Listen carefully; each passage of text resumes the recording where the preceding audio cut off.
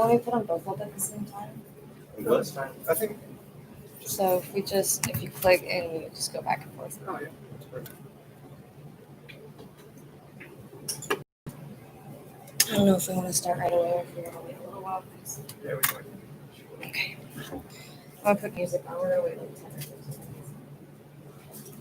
minutes. My feet starting to hurt because I got going. So you love the new camera?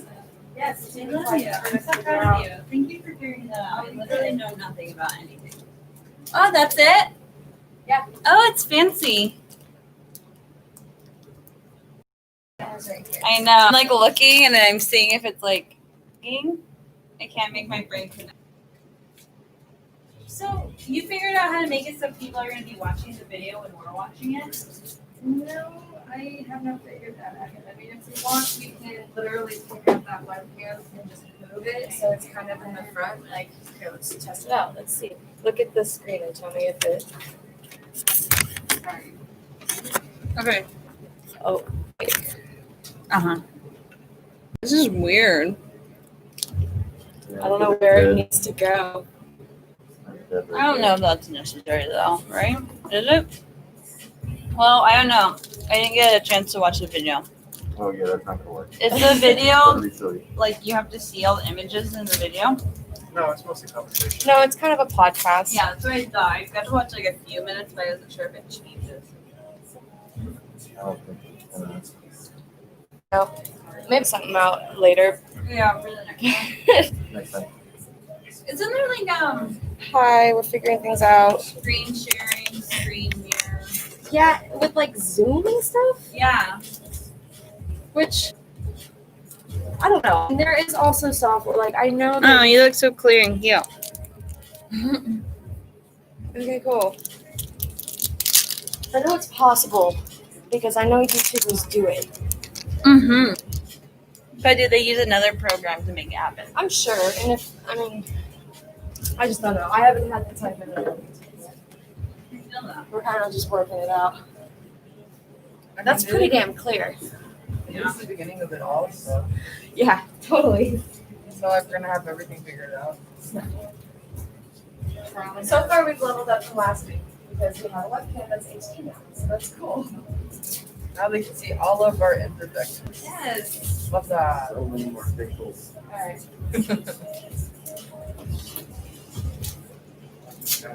Spin us back. You gotta go before you go 3,001. What are you eating? I'll be right Fruit there. leather Fruit and sprouts. I like good. I don't know. When I'm home alone, I never want to cook for myself. When I'm super tired, like on and off sleeping all day, like a psycho during work. And I also don't want to make dishes because I hate washing dishes. And yeah, my boyfriend's on a dish strike right now. I had to do them 2 times in a row. It was horrible. I would rather do any other chore. Right. Literally any chore. I hate dishes for so many reasons. The germs, the wetness of the food, and then it's like I have to go through so much to get, like I have to rinse them all off first, soak them in water, have 1 sink full of dishes soaking, and then it has to be hot water. Like if it gets cold, then I have to restart. And I have to use like super hot water because I'm scared of germs. Even before the COVID, I was always afraid of germs because I worked in food, and I'm like, no, I'm not getting someone sick from me being irresponsible. That's horrible, you know? And so I opt out of it. Even though I don't think my boyfriend does the dishes that good, I just try not to complain because at least he's doing them. Have you ever been at someone's house and noticed their dishes are not clean? That is like the one thing I will judge someone for. Like, I'm not eating out. I try not to eat at other people's houses though, also, because I'm a piece of shit like that. It's okay. I'm just telling the truth. And I'm super hyper because I drink up. What? It's your preference. Yeah. too. It's my right. No, these things are only like 49 cents, I think. And they're pretty good. They're 50 calories. Yeah, not bad. I mean, for a really, really quick easy snack, I just ate 2. But yeah, I drank a 5-hour energy like 2 hours ago, and now I'm like it's hitting me super hard. I'm like shaking. So I'm just like, go right now. I hate it, and then it's like I already have anxiety when I first get to any place when there's gonna be people. So then it's like having caffeine. I'm like, I want to rip my hair. It's like, can you not? Yeah, it's like, can everyone just let me be psycho right now? Right. Crazy. I'm insane. I'm like I feel so crazy right now, but yeah. Where'd you get that mask from? eBay. eBay? And the cool thing, even though like, I mean, I don't know like people's preference, but like, I know other people like it, but it comes with this thingy, this flap where you can actually put your own filter in it. Oh, that's dope. Yeah, a lot of people like those things. Yeah. I haven't had enough that had that, but that's really cool. I don't like it because it's like, I think the cloth is just okay for me. Yeah. That's my preference. And also I think how like, if there's nothing in there, it's like, it feel like Yeah. rising. And I'm just like, all right, it's not me. I know. I also hate when they like when you breathe in and they suck into your nose. I hate that. And I feel like That's why I do feel like, you know, the cloth ones that loop around your ears. I feel like those ones, I feel like I'm getting water from my cloth. Because I just get like, it's why I'm a mouth breather, so I know I'm not going to die. we are very American for this. I know, but hey, I'm not anti-mask. That's all that I matters. know We're not, exactly. we're I not. know. I need to put mine on. At least it's not like, it's infringing my freedom.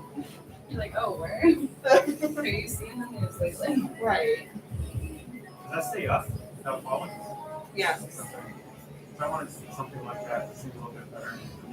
It has to do because like since this is a heavier cloth, Yeah. it stays up. I would say try to find one that has like an elastic band Oh, okay. because my friends are complaining if they have like the plain cloth one, it falls down. Right. So I would say like or get the ones with the because they have one with ear loops too. Okay. This one's for, this isn't made for that, but this is for hiking for when it's winter time because I like to hike. It's for your face and ears and stuff because I'm like one of the people who cries the whole time I hike because I can't breathe. So I don't think this has as much, it's not thick enough, I don't think, to really stop it, but I don't know. And I never wear, I only put in my bag just in case I forget my mask because I've done that a few times. Right. So I have one in my car I keep, and I try not to forget too, but yeah, that's just like a hiking thing. I don't know. They have not like big Yeah, those ones, like the hiking ones, that's what I'm glad you mentioned. The hiking ones will definitely stay on. Yeah, If you that buy one's the safe. ones that are made for like, if they say, oh, they're made for 6 uses, Yeah. that's gonna fall off your face. Okay. Yeah. Because that's made to go in your hair and Yeah. So REI. Yeah, definitely. I think Big Five, is it Big Five? Yeah, Big Five is the cheaper one to me. Okay. But I like REI because it's so fun. Yeah. It's really fun in there. Really nice there. Yeah, they are. Yeah, big house. For sure. That's where we got the wagons from.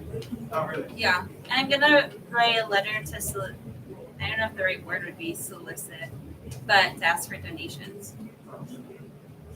Yeah, because I guess they did it. They gave me their card and it's for, so I can do that.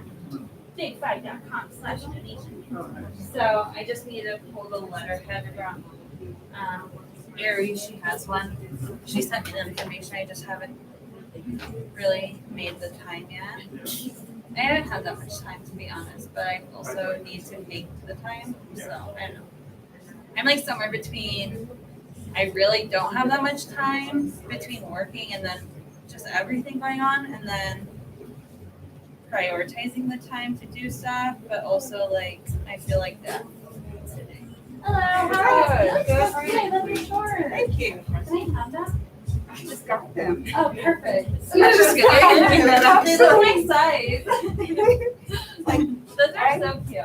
rarely wear shorts. Hey, girl. Nice legs. What the heck? Sorry, I don't make you feel weird. But yeah, you have really nice legs. Thank you. I get bad acne on my upper thighs, Oh, really? and so I quit wearing shorts until last year. I haven't worn shorts since middle school until last year. Really? Yeah, I'm like liberated right now. I do. Yeah. My dermatologist started me on new meds, so it's a lot better. It's still better, but not near as bad. Oh no, I don't even. Yeah, my daughter's like, "You're wearing shorts?" I was like, "Outside the house, I know." You feel naked? I do. Yeah. Well, you look nice though. Thank you. again because I'm glad you're like because I can't imagine. Like, it's difficult wearing pants during this time of year. Yes. Yes. So hard to do. Oh, yeah, no fight all night. I came here to fight. So I came ready. When I was in school, I used to do sports and stuff, so hard for working obviously, and I used to break out like on my shoulders, and I like even now when I don't break out really ever, I still feel like super self-conscious about my shoulders showing, and I think it's like a double thing because I've always been like grown up around my Mormon friends, so I've always been like their parents kind of push the modesty on all of us, you know, so it's like that and then being self-conscious, so it's like. Yeah, I don't know. I think everyone has stuff like that though. Yes. That's really cool though. Maybe Glad to next week I'll finally come with outgrow a shirt on. You said what you're trying to work it on the I'll just come on. Yeah. Oh yeah. We're all at. We're all at. Fashion statement.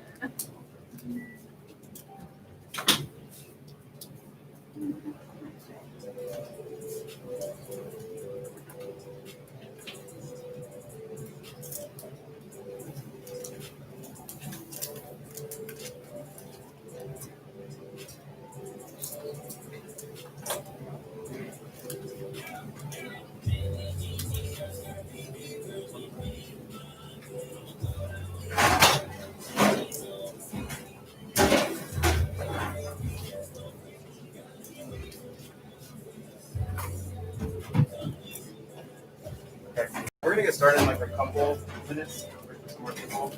But just to introduce myself, my name is Tyler. I'm literally only at the front just because I have some teaching experience. I'm not up here because I know more than anybody else, because I assume I know more than anybody else here. Today's gonna be mostly community discussion based on the stuff that we have to watch and look over. But just to get started, if you wouldn't mind, like on a piece of paper, or if you don't have one, but you just have one. If you wouldn't mind just writing down like your why, like why are you here today? And I challenge you to be a little bit specific, not just like I'm here because Black Lives Matter, obviously, but also like what brought you here today to learn more and be part of this discussion. I'll give you about 2-3 minutes to do that, and then we'll turn and share with some of you.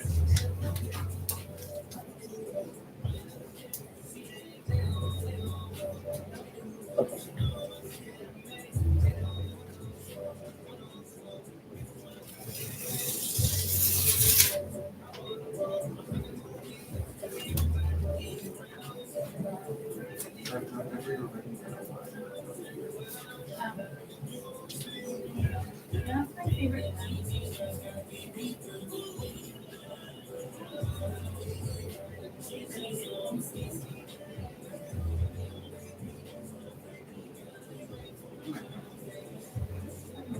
Hey, worthy. Y'all don't want that stress.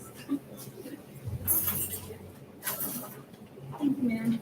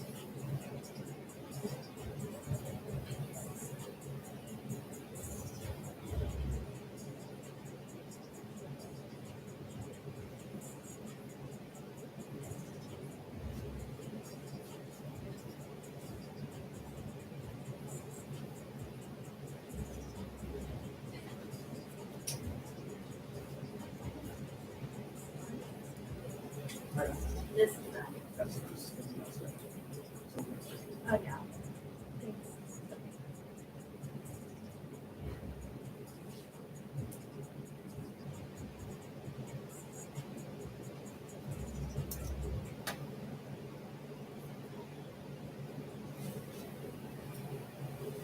There we go.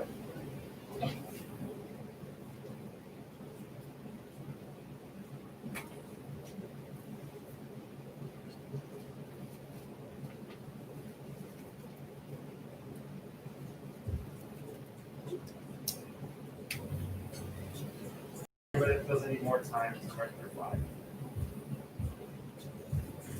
Okay, so if you're comfortable, we're going to take about a minute to share with someone next to us, close to proximity.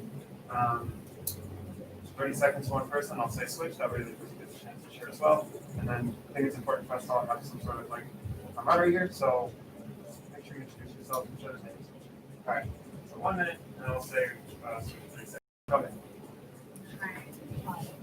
So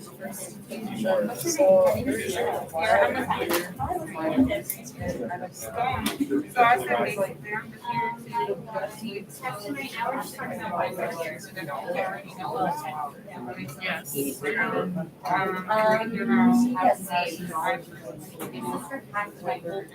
statistics or nice stuff that I personally had.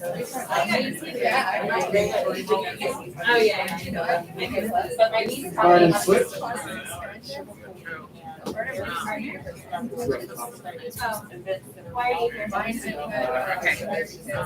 So I wrote, I'm here to grow my lineage learners and more about deeper That's why I put it here. I said, public education. I know, right? That's us. I know. Discussions that come with each lesson afterwards. Because we're able to bounce off each other and learn more ideas from them. If I were to write something, I would basically it's why we're here for forms. I'm very good at because I just through it with math. Like I lived on a shelter like growing up, and I was not. My family did not teach me about anything about being learned, so this is very eye-opening perspective from other people. All right, so I that's like good. your chakra tattoo.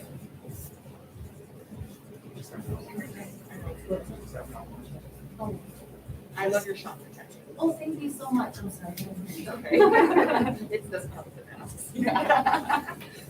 Does anybody want to share a full group what their why is or why they're here? I said personally, I think it's important to keep learning about these issues because you'll never know everything, no matter how much you study. I also said it's important to be as educated as possible because people always said try to discredit the movement and social progress, and it's important to have, I guess, receipts as to why it's happening and be able to explain why you're a part of it. Anything else? The reason why I'm here, hi everyone, my name's Sierra. I'm here because I want to encourage events like these to keep happening. Because I believe, because of how toxic the US education system is, this helps break that cycle so kids can educate and know who to vote for and know how to prosper. And actually learn what really happened in American history, so it's not American honest. Anybody else?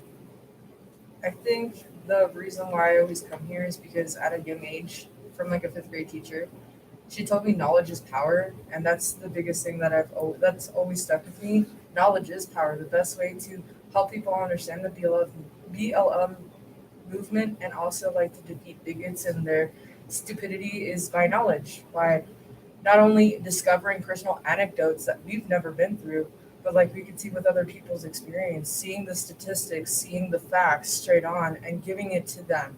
So if they do say, well, what you're doing is stupid, you could rebuttal that and make them understand that it's not stupid, that what we're fighting for is worthy and that this needs to change. And yeah, I think like along both those lines, it's definitely something people don't realize how their education was definitely tainted in a way they only told one side of the street. And so anything that we learn about in here, anything that we talk about with other people, they're going to from a very defensive point of view. And so it's important for us to be able to have that ability to have our own understanding of what actually happened and then be able to put together national outcome. All right. So one thing that's important, okay. So just as with any, I think, meeting space or community type of gathering, I think it's important to have norms for just like how we interact with each other and make sure we're getting the most out of this space in the 2 hours that we're here. So we're gonna go over some norms just like as a full group. So these could be examples. So one example I think is good for a norm is everybody's a learner, meaning that everybody here is, and nobody here knows everything, and it's important for all of us to take that kind of perspective if someone's trying to learn. So I said everybody's a learner, but I also don't want to write it down, just I don't care if everybody else to write it down. Yes. Okay. Quick question, you said you have teaching experience, what did you teach? Yeah, so I taught in at Monacan Middle School around the east side of Vegas. Oh, wow. We're at the east side. Yeah. I grew up on the west side, it was different teaching on the east side. And I taught there for 2 years, I taught special education math. Yeah. All right, any other norms that you'd like to add to it? Open listening. Yeah. Open this. That kind of goes and like, yeah, I guess that kind of is what I was gonna say. That was the better way of putting it. No, what were you gonna say that? What are your words? Like of just having it's an open, safe space for communication. That everyone's here to listen. No one's judging you. You can speak out, so then we can learn. Like if what we're saying is wrong, we can learn how to change our perspective or our opinion on that. So being having a safe space where everyone's listening. Yeah, you support that? Norm? I do. Okay.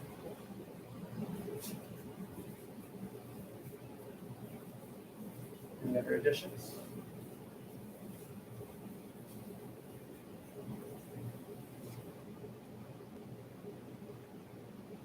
It could also be simple stuff like don't talk over somebody else, however you feel. I like that you want one. to use it.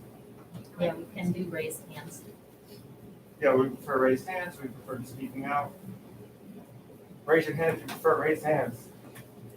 I'm not good Okay, at speaking so we'll over raise hands. people, so I'll never talk otherwise. Yeah, no, I support that. So I wasn't my classroom, so. Okay. Anything else to add? Personally, I support challenging each other. So other people support that as a norm? Yeah, definitely. Yeah. In a respectful way. Yes. Of course. No intimidation. Yes. It's so cool. Save that for the parking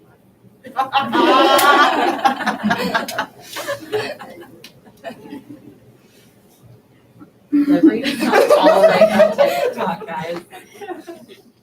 And then, I heard someone say respectfully. Do we have any, like, what comes to your mind when you think of a respectful space or respectful? Insult free. We should never ever stoop to insults. Like it's an educational conversation. I 100% agree. Neutrality. Neutrality? You want to speak more about what you mean? Like when we come into this space, everything is neutral. You know, like I don't know how to explain it. Like this everything's so calm. Like don't have any hate towards people. Yeah. I like that. And I think if you don't mind something to add to that, maybe no assumptions about other people in the room or whatever different thing. What would be a good way to sum that up? Yeah, so I think neutrality / no assumptions.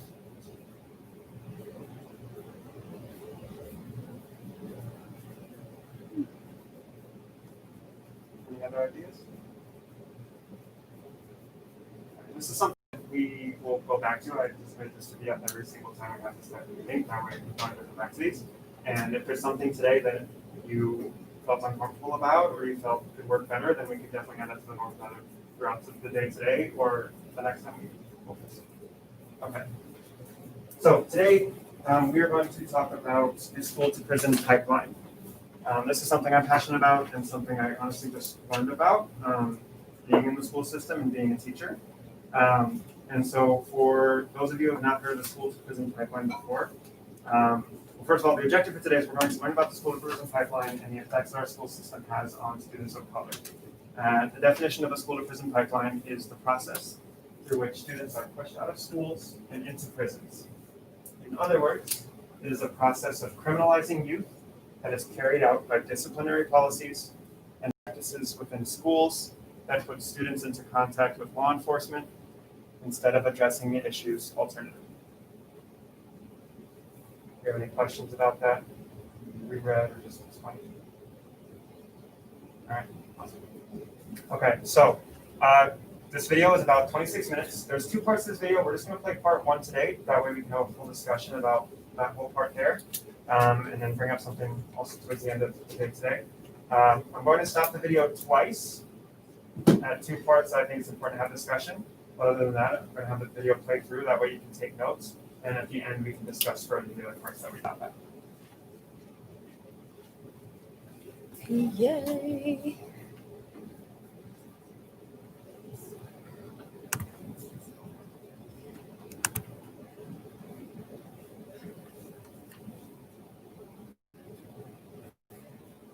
Get big.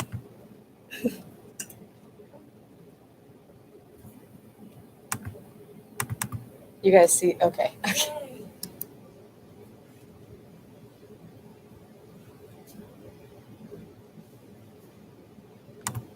Oh.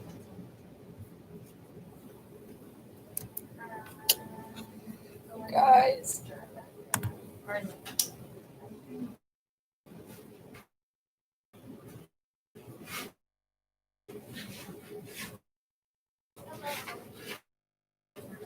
It's gonna, don't want to touch it again because it'll mess it up. It's the bottom one.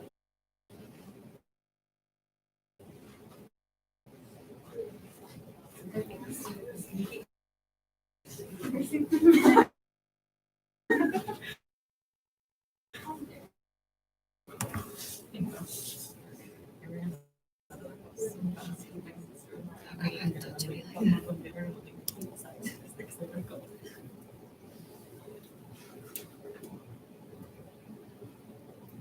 Oh my goodness.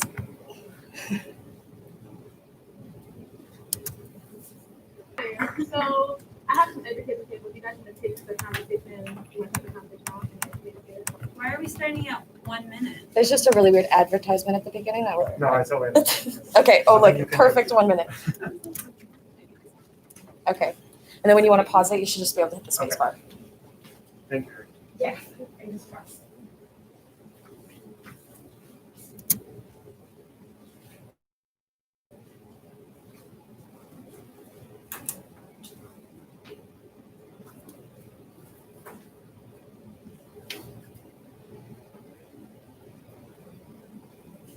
Hello and welcome to the Grapevine. I'm your host, Ashley. On today's episode, we're going to be talking about in school systems and pipelines. Being here, so I have some educated people. You guys want to start the conversation off? Any educated here about what it's like to work in anything school?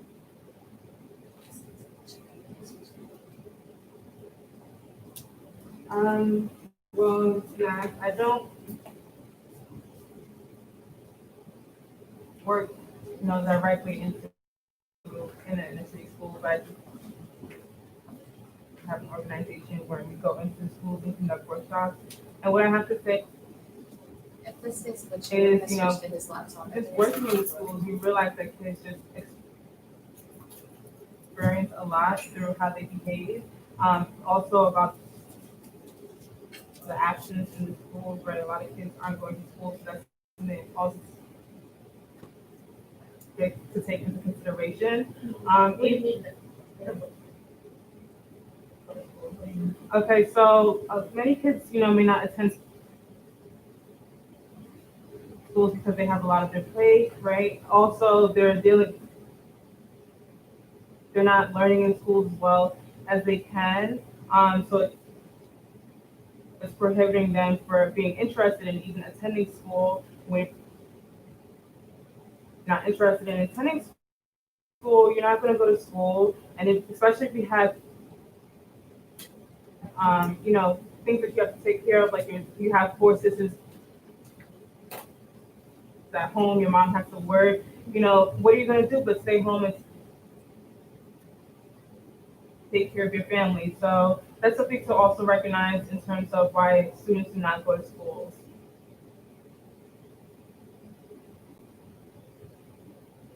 Okay. Yeah. What Kayla was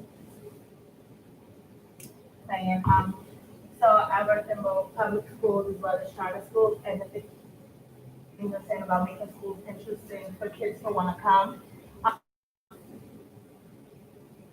In the charter experience, there's more money, so we have more resources and things to make it fun for kids. So I feel like my experience is different here in that the kids are able to affirm because they don't have to worry about satisfying basic needs. Oh. They come with principal on the desk already. They have folders. We give them what they need. So the kids, it's a really beautiful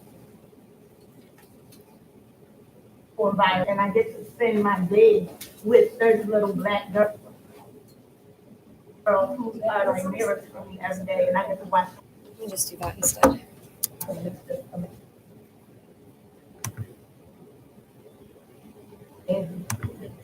Just stop. You want to stop, so just stop. Just stop. Okay. It listens to you so well. And then there's I think it's on your side actually. There you go. Okay. We're gonna try alternative audio instead of video. Because they're just around a table anyway, so there's not much to see. Welcome to the Grapevine. I'm your host, Ashley Austin. On today's episode, we're going to be talking about the school to prison pipeline. Before we get into it, let me introduce you to my amazing panel. Give yourselves a round of applause, everybody. Thanks for being here. So, I have some educators on the table. Do you guys want to take the conversation? You want to start the conversation off? Any educators here about what it's like to work in an inner city school? Well, yes, I don't work, directly in an inner city school, but I do have an organization where we go into schools and conduct workshops. And what I have to say is, just working in the schools, you realize that kids just experience a lot through how they behave. Also about the absence in the schools, right? A lot of kids aren't going to school, so that's something also to take into consideration. What do you mean they don't go to school? What do you mean? Okay, so many kids, may not attend schools because they have a lot of their plate, right? Also, they're not learning in schools as well as they can. So it's prohibiting them for being interested in even attending school. When you're not interested in attending school, you're not going to go to school. And especially if you have, things that you have to take care of, like you have 4 sisters at home, your mom has to work, what are you going to do but stay home and take care of your family? So that's something to also recognize in terms of why students do not go to schools. Okay. Yeah. To build up what Kayla was saying, so I worked in both public schools as well as charter schools, and the thing you're saying about making schools interesting for kids to want to come. In the charter experience, there's more money, so we have more resources and things to make it fun for kids. So I feel like my experience is different here in that the kids are able to affirm because they don't have to worry about satisfying basic needs because they come to school with pencils on the desk already. They have folders. We give them what they need. So the kids, it's a really beautiful to spend my day with 30 little black girls who are like mirrors for me every day, and I get to watch them grow and blossom, and it's just amazing. Do you think there's a disconnect between teachers and students in inner city schools because the teachers don't reflect the general population of the school, the makeup of the school? I think definitely in the charter school system. I work for one of the biggest charter schools, and the charter school that we work at looks very different, where the population of teachers reflect the identity of the students. But unfortunately, that's not how the way is for the large majority of them. And so it likens something, as we like to call it, the plantation, because we have like literally leadership, dean, the person who creates the curriculum are all like white people who kind of come into this work with this white savior complex. I'm going to do this philanthropy work. And so you come into these charter schools and we still serve the same population of students. And yes, we have the resources, but the reality of it is our kids are 3 times more likely to experience post-traumatic stress. And so they come into the school and yes, they have the resources, but we're not meeting them with understanding. We're meeting them with this term called grit, which is like, I'm going to push through. And even though like I have all of these circumstances at home, I got to come to school, sit up straight, hands folded, back straight, and all of these things that police their bodies and criminalize them rather than meeting their needs. And Okay, so this is gonna be the first of the 2 times we stop it. I just wanted to talk about that real quick. Thinking about the school system, and then even we can think about past the school system. She was talking about the white savior complex and how teachers will go into school and how the teachers won't with the students oftentimes, and administration especially doesn't reflect the students when they're the ones making decisions. And I kind of just wanted to talk about that and have a discussion about what kind of problems can that lead to in the school system. And then I also have an example from Saturday. working with Food Not Bombs and building one of the Conestegas, like the little small houses in the homeless encampment. And we were building it for one individual who wanted it. However, there was another individual who came out and he was very upset that we were building it next to his tent because it was seen as a fire hazard and he was worried about disrupting his space. And so that was kind of eye-opening because you see it as, well, these people are living in there and building this house. I'm doing an objectively good thing and there's no way I'm doing any harm. But then, somebody was obviously upset about it whose input wasn't gotten beforehand. So just thinking about those examples and then in the context of this conversation, how do you feel about, I guess let's start with where have you seen that kind of savior conflicts?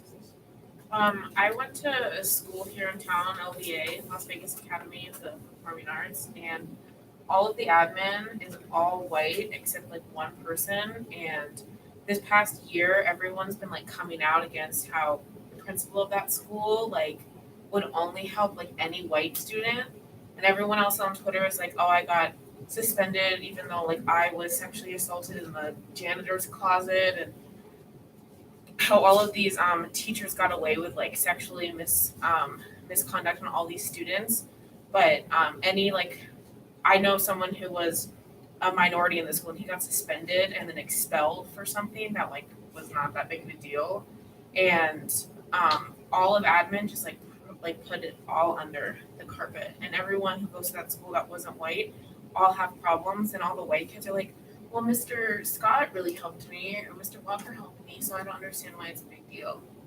And it's like, you have like over 1,000 students over here saying that they did this, and this, but so just, and then the parents too, most of the parents on the like PTA like have a lot of money, and most of them are white, so like literally nothing gets done. Yeah. They just, whatever. Yeah, so it's interesting thinking about like not only are the students not reflected and they're not seeing leadership roles that of people that look like them, but also the bias that exists because those people don't look like them and the way that they treat other students who are white compared to students of color. Yeah. I went to Sunrise Mountain High School, and the thing that was kind of upsetting is it's like, okay, like I did take history, and all this stuff, but the thing that was sad though, it's like the disconnect between the students and the teachers were really, really high. Because the teachers, like for instance, when we were having side conversations of history, I mean, I'm not trying to bring up politics, but they would bring up, basically pro-Trump, de-immigration, all this stuff that's like, and they're looking at us, majority Blacks and Hispanic students, and saying that rhetoric to us when our parents are facing that bullshit rhetoric every day. There was no connection. And like they're saying, like, oh, this is the way to go. And in reality, they're looking at us and thinking, it's not going to do anything for us. So that disconnection was always there. It's like, I don't know what to make of it. It was astonishing. It's like just to feel that vibe in the room, having like open discussion with the teachers, and then they would just shoot it down and saying, oh, what was wrong. Especially like when I was in high school, middle school, high school, it was when like the Mitt Romney and the Obama thing was going on. And that was like really eye-opening to see that from my teachers who are teaching in front of kids and they have those viewpoints. Yeah. How can you have a space where you have people who are in leadership think these things that are in total contrast to what the people that they're supposed to be serving and helping contrast what they believe? So I don't know if it's similar here in Vegas, but from where I'm from, the representation of any minority teacher wasn't there. I didn't have a teacher who wasn't white until I was in college. I substituted for a year and a half in a town 30 minutes away from where I grew up, and it was a bigger city. And so where I grew up, there were only white people and Mexicans. That was it. And so then the town over, there was a lot more diversity. Still not quite compared to here in Vegas, but there were when I subbed for a year and a half, there was one Black teacher and every other teacher and admin was white. And so I think just seeing that there's nobody in that school that looks like you.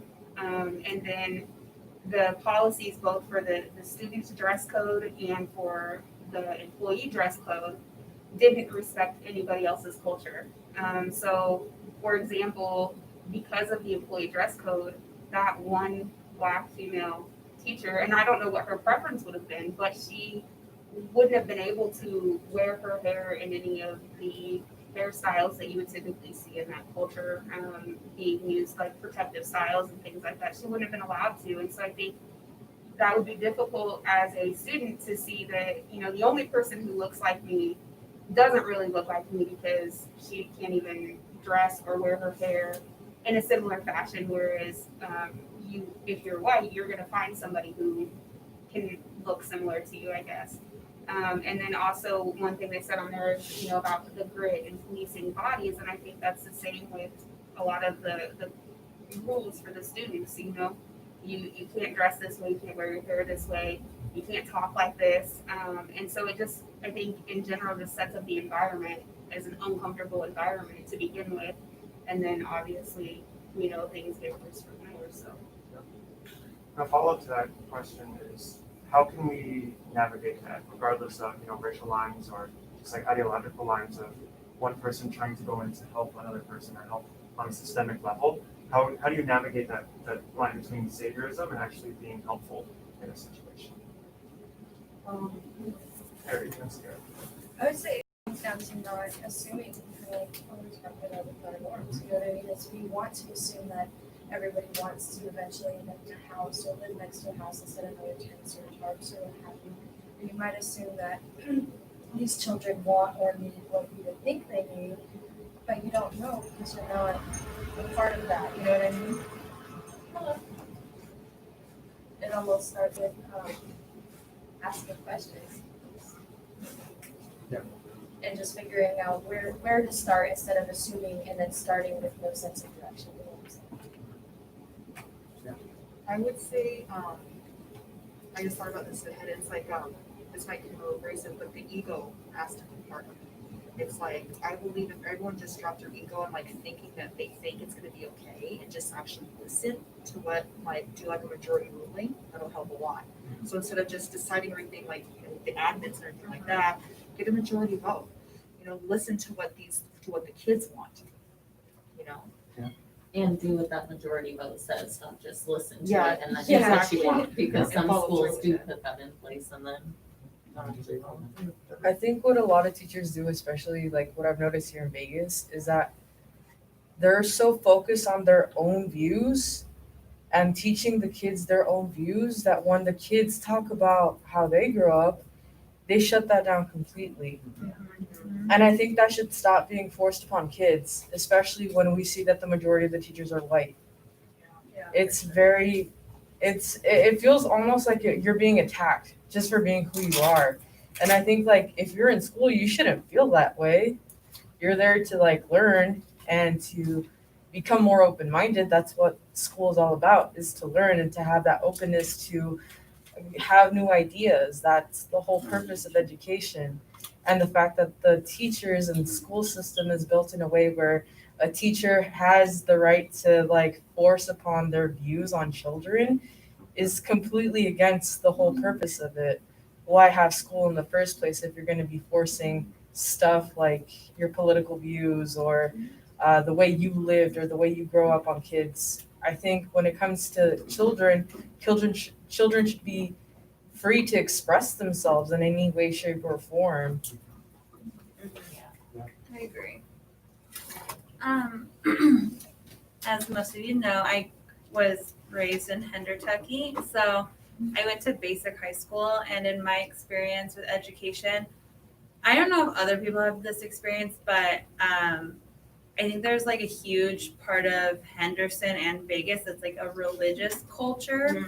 There's like a huge religious presence here, and it's not like, oh, like we go to church sometimes. It's like really strict religious beliefs and stuff. So I remember going to school and always feeling like everyone went to church with our teachers except me, and I always felt like left out or like weird, I guess. And I knew like what they believed in the different things, so I never felt like they were safe people to go to with issues. It was only like the teachers that didn't ever express that kind of like favoritism and stuff to the students that they like went to church with or things like that.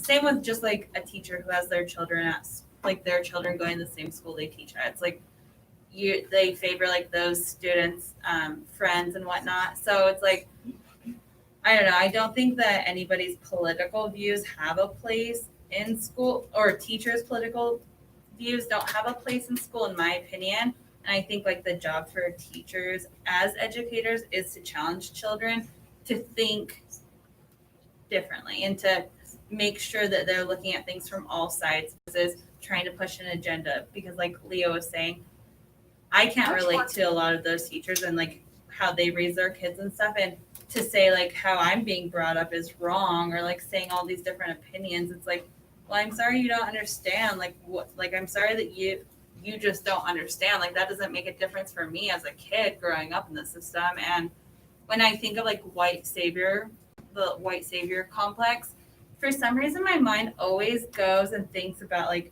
TV and media, and I feel like that's a ton of like the movies we watch and see. Like, what is that? Is it The Blind Side? Yeah. That movie is literally so crazy to me because it is so much of that, and it took a long time until somebody had pointed it out and I like read about it. And it's like that is so true, and it is really important. Like whenever you're doing any kind of outreach, like with any community, is talking to them, because I wanted to join the Peace Corps after I finished my degree, but after I read more and learned more from people who had joined, I realized that I don't necessarily want to go into another country and then force on them my culture and what I believe and like what the United States thinks those people need, because it's not what they need, you know? So I don't want to be really a part of anything like that. So that's just I think a common theme of everything that was kind of addressed here and then we'll continue addressing the video is that erasure of culture and that kind of othering of individuals and cultures that they have, and ignoring that background. And if you don't consider other people's voices and their background, you're just barreling over them with your thoughts and you're not giving them what they actually need. Real, and then we'll go back. It reminds me of the times where like colonizers, when they would take over like people's lands and they would force upon their thoughts and ideas. That's how it is in schools. It's basically colonization. The way that you grow up learning and feeling and thinking, especially when you're forcing political, religious, any type of beliefs that are not the person and how they grew up, it feels like colonization all over again. It's just a different form. We don't see it because there's no physical abuse, but I mean, you could just feel it. If you feel like the other inside a room, that should tell you something. Yeah, there's a lot of ties between modern schooling and just the kind of schooling that existed, when the United States was first kind of founded, and the schools that Native Americans were forced into to kind of make them more civilized. Kind of idea. Thank you for sharing that, Leo. Understanding that they're experiencing this trauma. I think we talked previously about charter schools kind of like having strict policies on like how you walk in the hallway. If you want to. It's called hall, so that's hands by your side like this. Your eyes are forward. You're not looking around you, right? There's tape on the floor, direct places that you are supposed to walk. Everything about the way that you move and the way that these children who are black and brown move is police, and it's criminalized. If you look away too quick, it's like put your eyes forward, and they internalize these things like I'm bad because I do these things that are normal, that are natural. Teachers will come up to the line like, don't get tricked, eyes forward. And I tell my girls, no. But if something falls around you and we walk in the line, look, so that you can tell me to run if we in danger. What is the reasoning behind that? Charter school.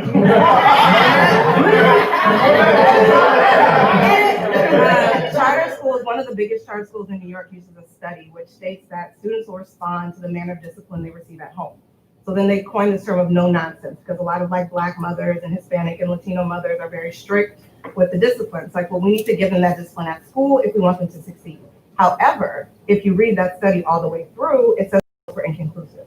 So this whole charter network and this whole idea of this no nonsense discipline, where like, if you put your head on the desk, you get a check, too many checks, you get detention, now you're a bad student for being human, is based on a study that didn't even yield the results that they're selling to their teachers. Mm-hmm. They bring it all, do it this way and will receive success, and they're lying to them about it even being effective. Mm-hmm.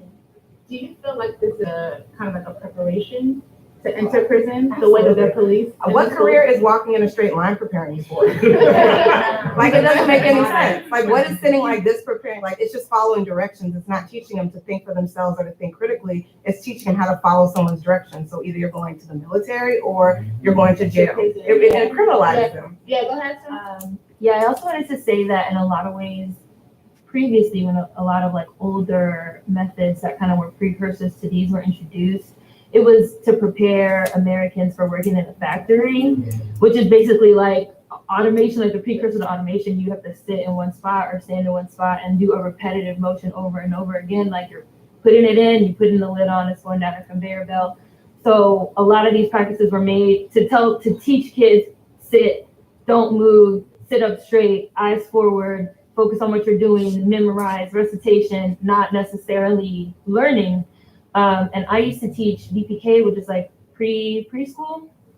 And I used to teach in Florida, and Florida is a huge standardized test state where basically, again, they don't care about are you actually learning. They want you to get a certain number, a certain score, because that translates into certain types of funding. So starting as early as VPK, which is 4 and 5 year olds, we start doing standardized test prep with literally 4 and 5 year olds where they have to sit in a chair, sit still, don't move, and we have to drill them like on numbers, letters, colors, shapes, and then they have to go in twice a year to the principal. The principal asks them a bunch of questions about what is this, what shape is it, what number. If they can't repeat it, it starts as young as like 4 and 5 years old, and it's just preparing them for work in a factory, which factory jobs are basically gone now. So military or jail, that's it. I want to piggyback off that. So I teach in Florida, 4th grade, and that is true. And I teach Title I school, which is inner city.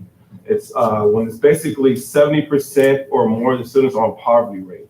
And so if you don't have your basic needs met, shelter, food, water, parenting, you're not coming in the mindset of learning critical content. And majority of the time it's above their grade level. Like if you're 9 years old, you're not supposed to be sitting for 4 plus 5 hours in a day, looking at a computer screen, answer standardized tests. So it does correlate to a non-productive results because you're giving them outdated systems, outdated tests. And so it's just continuing the cycle of what we see today. I would say that a lot of these schools are putting Band-Aids on bullet wounds. So we have this concept, I'm sure everyone knows it, of Maslow's hierarchy of needs. Like I'm piggybacking off of what you said.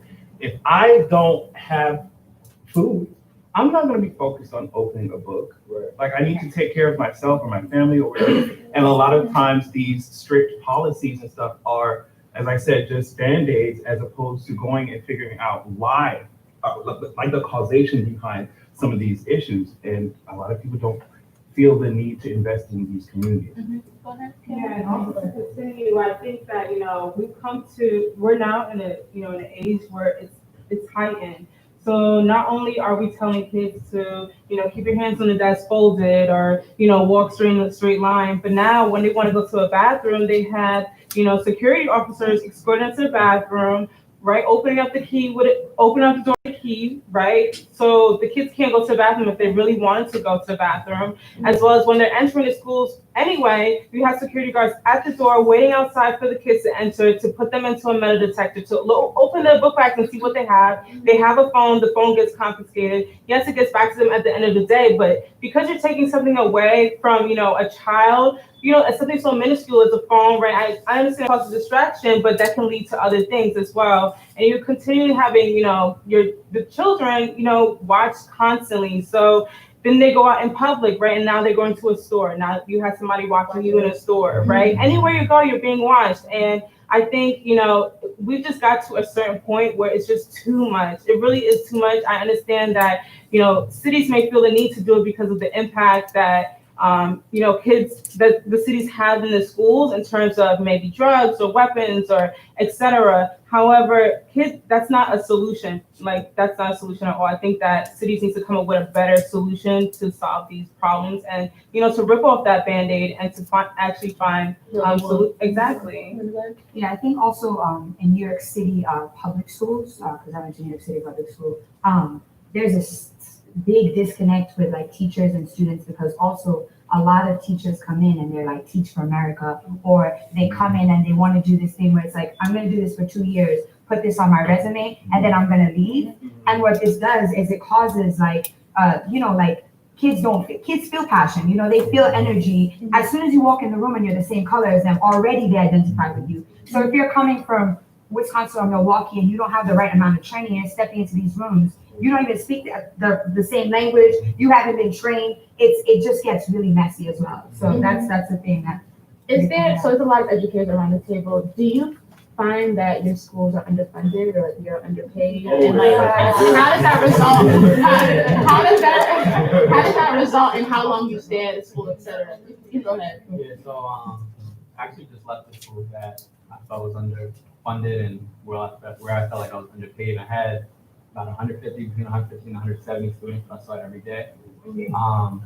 I had one short prep. I saw kids from general ed, special ed, ESL, bilingual self-contained, behavioral disorder self-contained, communication impaired self-contained, and I saw every day, and I felt like I wasn't able to personally connect on the level that I felt like the kids needed, seeing 107 kids a day. And in the same school, we had one guidance counselor, so it's like it's a high need school.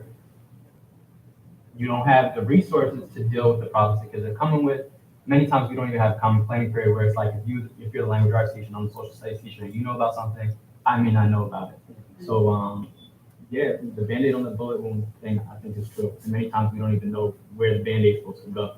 I remember you and I talked previously about a school that you worked at and you said that you really connected with the students and you wanted to stay, but the money wasn't, you felt like you had to leave because other people were offering you more. Does that happen a lot? So I wouldn't just say it's just the money. I just felt like I was overworked. Like I know, like you were saying, many teachers will come in, they'll work for like 2 years and they'll leave. Yeah. I felt like the job that I was doing was unsustainable. I felt that I could not see myself as somebody with children continuing to do the job that I was doing as a 23, 24, 25-year-old without that much responsibility. Yeah. I would go home and I would crash, like literally get home, knock out. And so there's this point that charter schools funding is aligned to their performance, their academic performance. So a lot of the teachers are overworked and feel like they can't sustain their job, or they can't have work-life balance, and it's not sustainable because they're stressing because they need their kids. They need to have certain data. So it turns into this game show, this business. Right. We get these kids who we can't control because we can't speak their language and identify them. We tell them, fold their hands, close their mouth, open up your brain, similar to Willie Lynch. And we feed them so that they can regurgitate this information and make that data shoot to the roof and people give us more money. So it fits right into like the American system. It makes a lot of sense when you consider where we live. That data is not yielding college graduation rates, right? Because they're just making little test-taking robots, but the attrition rate for college is hovering at about 20%. And the public school, I think, is at like 15%. So it's like some schools are saying, oh, look, 99% of our kids pass the state test. But are you really closing the achievement gap that you set out to close if those same kids are dropping out of college rapidly? Yeah. So it's not even working.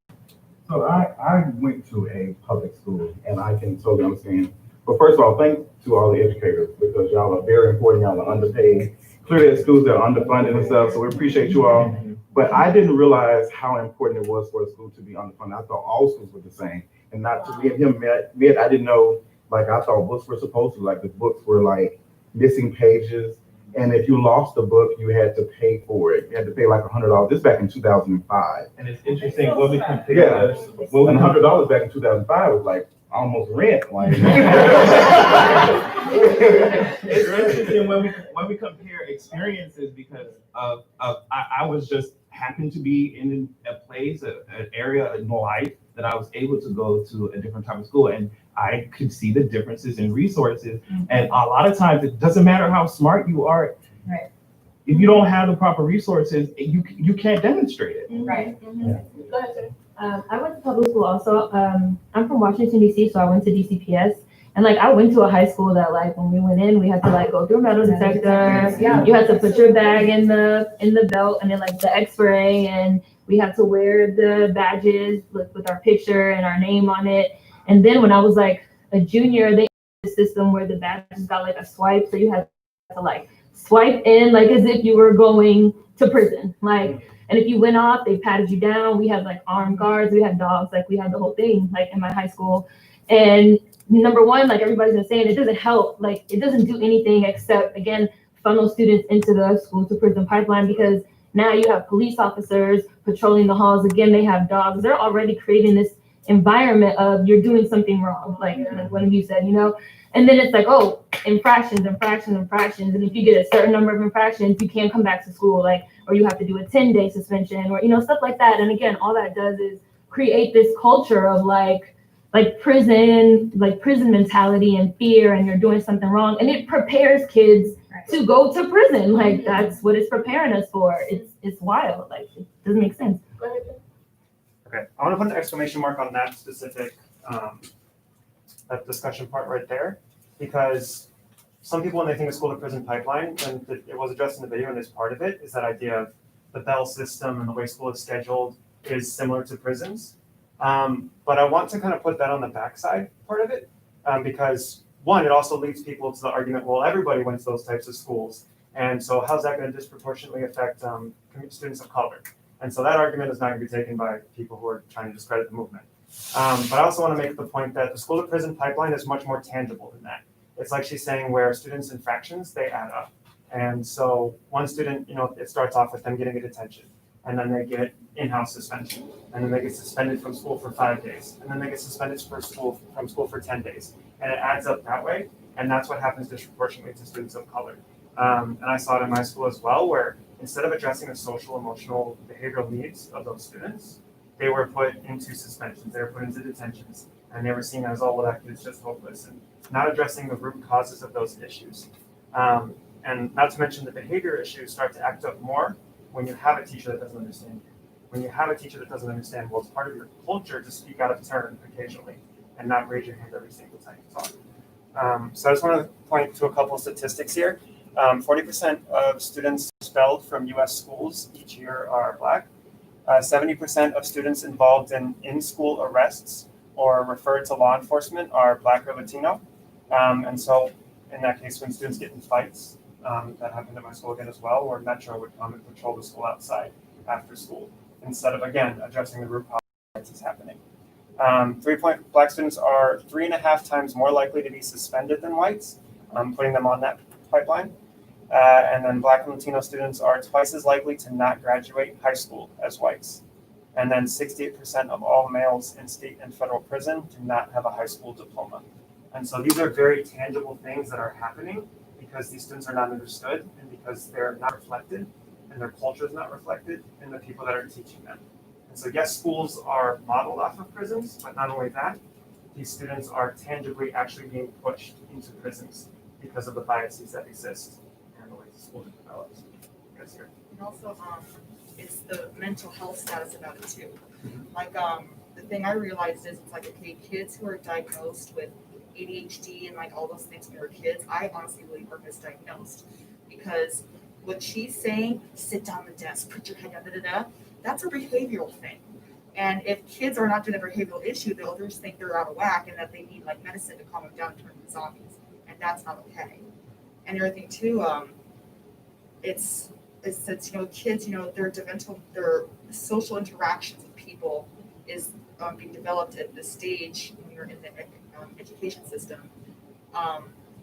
It's, if you're going to be treated like an animal, you're going to act like, you know, with Monaco, like I'm here with you, bro. I live literally in the same neighborhood as Monaco, and every time I would drive by, the school police and Metro would be having a heyday, just hanging out, you know. And it's like, bro, are you serious? Like these are 13-year-olds, and you need these, excuse me, these buttons here. I almost said something else, but it's true. It's like it's impacting these kids in their brain. It's like it's the psychological part of it. And just to point out the misdiagnosis of behavioral issues, that's huge in our schools. There's a disproportionate rate of students of color that are referred to special education because they're not able to follow classroom rules and Just because students are more active, they're automatically diagnosed as ADHD, and we're not addressing how the school is functioning to actually help that student learn best.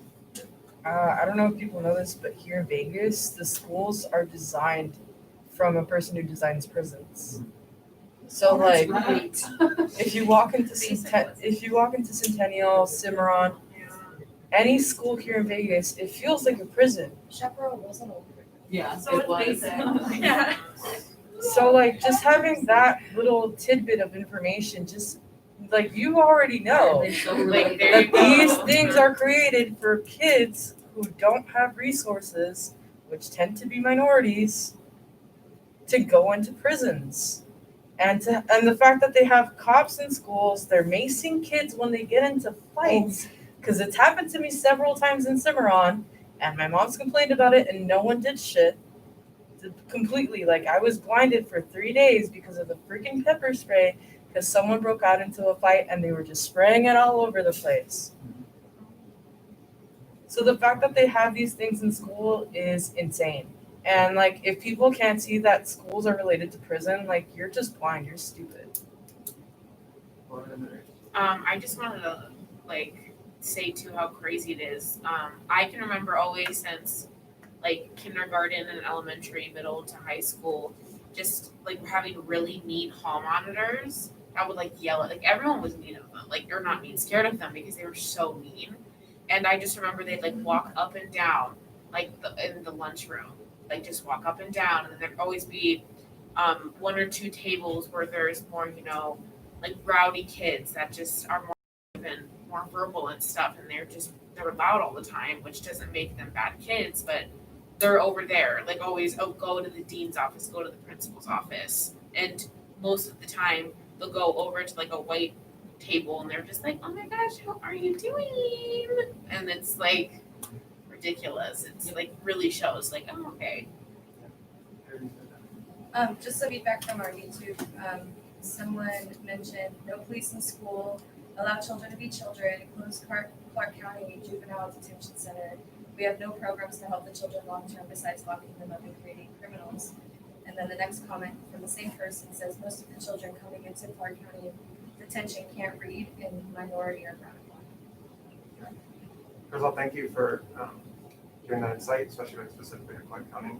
And as someone who's a special education teacher, the amount of kids that are unable to read by the time they reach middle school is alarming. And also considering the fact that the Nevada Read by Free program was one that was introduced last year, was the idea that students should be able to read by third grade.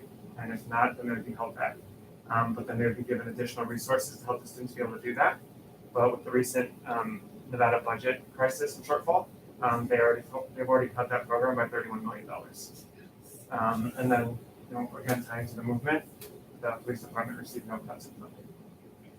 Deborah, I had something, and then hearing all of you guys talk just got my brain. I was like, oh Lord.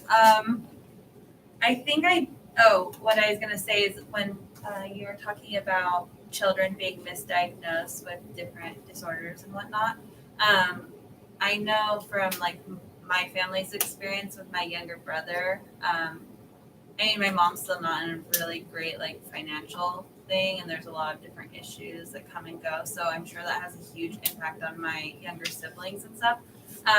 But he was diagnosed with ADHD, and my mom's kind of against using medication because it does turn kids weird or into zombies, or they're just not themselves and can't express themselves the same way.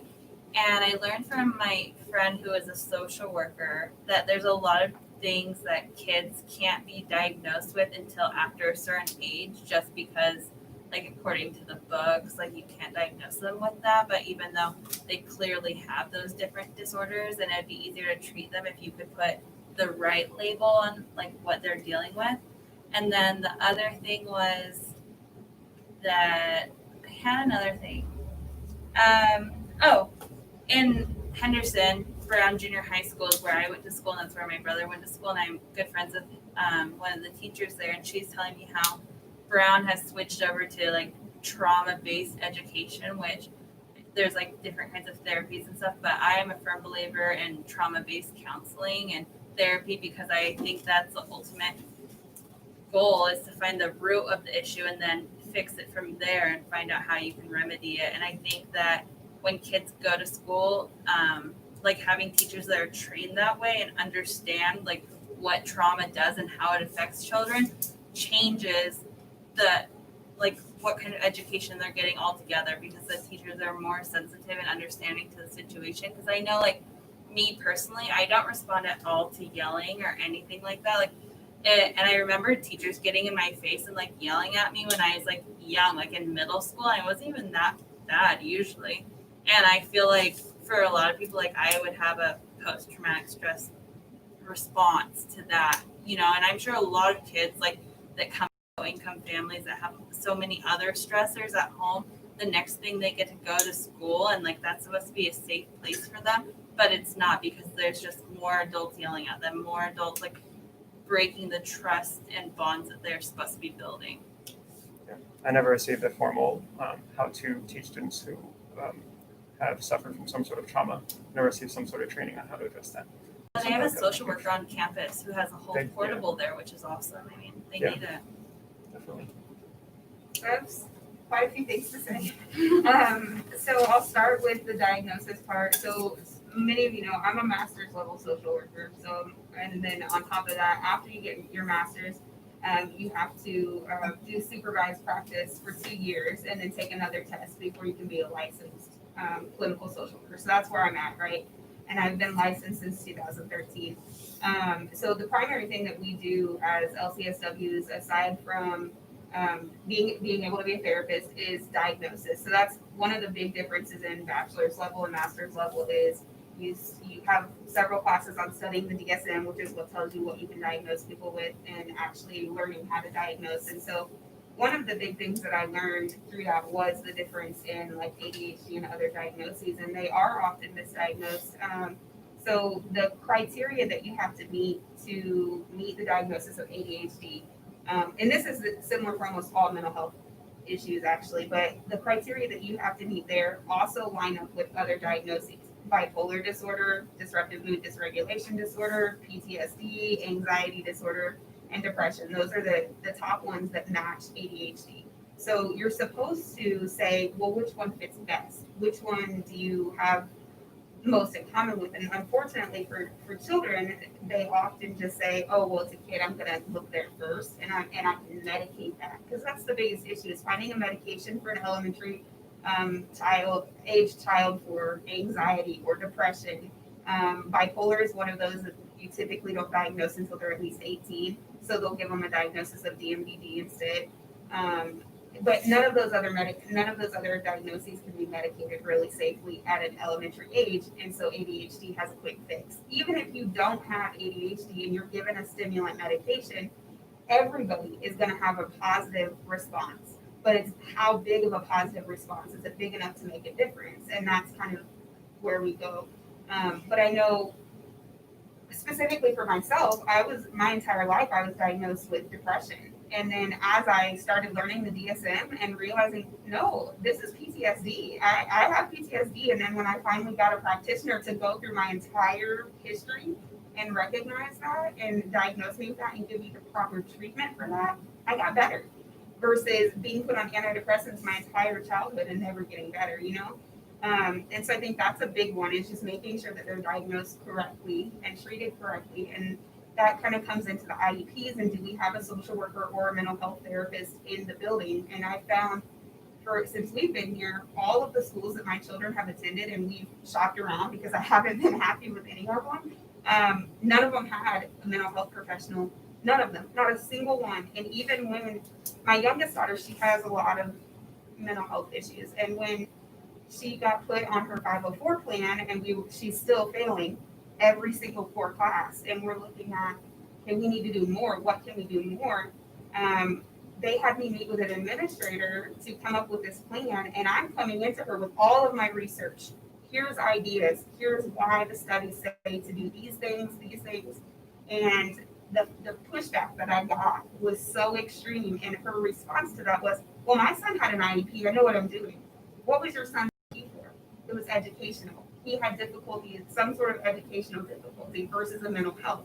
I said, do you have any training in mental health? She said, no, I'm an educator. I have my degree's in education. I said, then you have, my degree's in mental health. You have no right to, like, we can't even do this. Like, do you have a mental health professional on board? And she was like, no, we're trying to get one. 2 years later, they still don't have one. So I think that's another big thing with schools. You can't have somebody creating an IEP or a 504 when the primary issue is a mental health diagnosis, and you're not having anyone that has that specialty creating those plans. And so I think that's another big one, and taking into that account, if these kids have trauma, whether it be from home or just from what's happening at school, and you're not addressing that, then you're not going to get anywhere with it. You're going to see more behavioral problems rather than improvement. And then I don't know, does Nevada have the No Kid Left Behind? Is that a thing here? Okay, so with the No Kid Left Behind, we're just failing students, because if you're not doing well and you're not succeeding, the idea is we're not going to leave you behind. We're going to pass you anyway. We're going to push you forward anyway, and then they fall further and further and further behind. So it's meant to help the schools with funding and things like that versus actually helping the student, where the title implies that we're helping the student, but we're not. That was everything I had, sorry. Can I ask a question? Yeah. I have a question for any educators or like mental health professionals. So the medications that you would prescribe for a child to treat like anxiety or depression, or like any of the array of mental health issues, would any of those drugs like have a negative effect if they were dealing with some other kind of mental health problem and they were misdiagnosed? Well, yeah, and so I guess keep in mind, I'm not, I can't prescribe, I don't have that right, I don't have that education, but just from working hand in hand with psychiatrists day in and day out, I can tell you, so for example, the stimulants, which are typically prescribed for ADHD, if you have anxiety, that's going to hype up your anxiety. So one of the key symptoms of PTSD is anxiety, right? And so if you're putting somebody on a stimulant that already has anxiety, you can ramp that up, make it worse. A lot of times, and you wouldn't see this in like an elementary age child, but maybe middle school or high school, some, and I'm going to say irresponsible psychiatrists or doctors might put somebody on a benzo for their anxiety. What's that? Like it would be like a Xanax, Klonopin, something like that. So those are habit forming. You can become addicted on the smallest dose within 2 weeks, physically dependent, addicted. Those medications can also cause depression.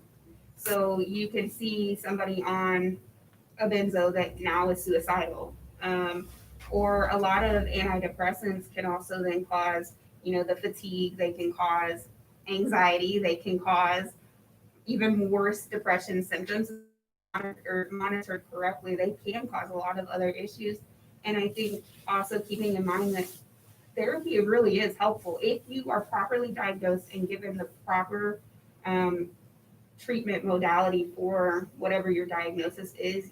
Usually you can get better pretty quickly, or find workarounds being medicated.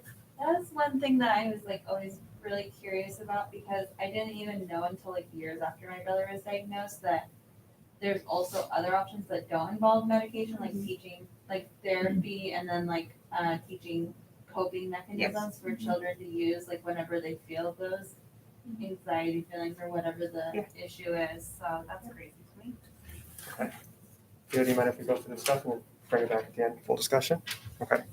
So just to go over some more statistics, zero tolerance discipline, which is essentially if you get in a fight, you're suspended for 5 days automatically. Zero tolerance has resulted in Black students facing disproportionately harsher amount of punishment than white students in public schools. So white students account for 51% of public school enrollment. Black students are 16%. Black students account for 42% of expulsion. There's multiple suspensions. Black students represent 31% of school-related arrests. Black students are suspended and expelled 3 times more than white students. And then students suspended or expelled for a discretionary violation are nearly 3 times more likely to be in contact with the juvenile justice system the following.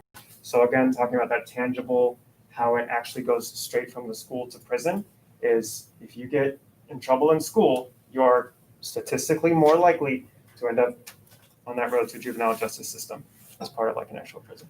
May I take a picture of that? Yeah, of course. And then we can also share the folder with the educational materials. For sure. Also, with the detention centers and things like that, I know somebody kind of alluded to this as well, but there's not, even in the prison, once you're an adult, there's really not a whole lot of treatment options to help you be successful again. And similarly, when you've been expelled or suspended from a school, other schools are going to look at that record to see whether or not they want to take you. Colleges are going to look at those records to see if they want to take you. And so then that just further adds to those statistics for people to say, oh, well, this group of people, XYZ, when really it's because of your stereotypes to begin with that cause those statistics to be a thing. Yeah. Making sense. And thinking about that and thinking about like this is where it starts, right? And so instead of addressing, we wouldn't even need to address rehabilitation as heavily in prisons if we addressed it sooner in schools. And even thinking about, even before the students get in trouble, addressing their basic needs, like they were talking about Maslow's hierarchy of needs. If students aren't hungry or if they're not, in an environmentally unjust situation based on, the placement of the school in a neighborhood that's, not in a food desert or something like that. Addressing those issues are going to address these much sooner. So we're going to spend the last 10 minutes of the video and then we'll finish the discussion.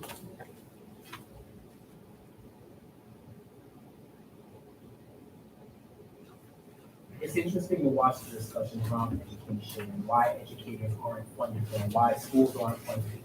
It reminded me of my dad years ago. He would watch, it was like a news, watching Meet the Press. And he was telling me to watch because it was like a senator or house representative at the time. They were asking him about the fact that there were a lot of impoverished minorities on the street and what do you feel like is the best solution? And very glib, he was like, oh, we'll just build more prisons. And they went to break. They come back on break. And this is like maybe 15 years ago. They come back on break and he was backpedaling like he was covering a receiver in the NFL. He was trying to clarify so much what he said because he understood. He kept it too real on national TV. So I can understand now why they wouldn't want to fund the education because prison is just as big of a business as anything in the world. Right. Schools do not. Right, exactly. And who funds charter schools? Taxpayers. Yeah, it's publicly funded. However, some networks as well as individual schools have private donors.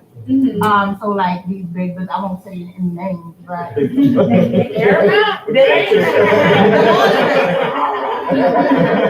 your kids wear out our Nike. So why did you all get into education, and do you feel like you're making a difference? No,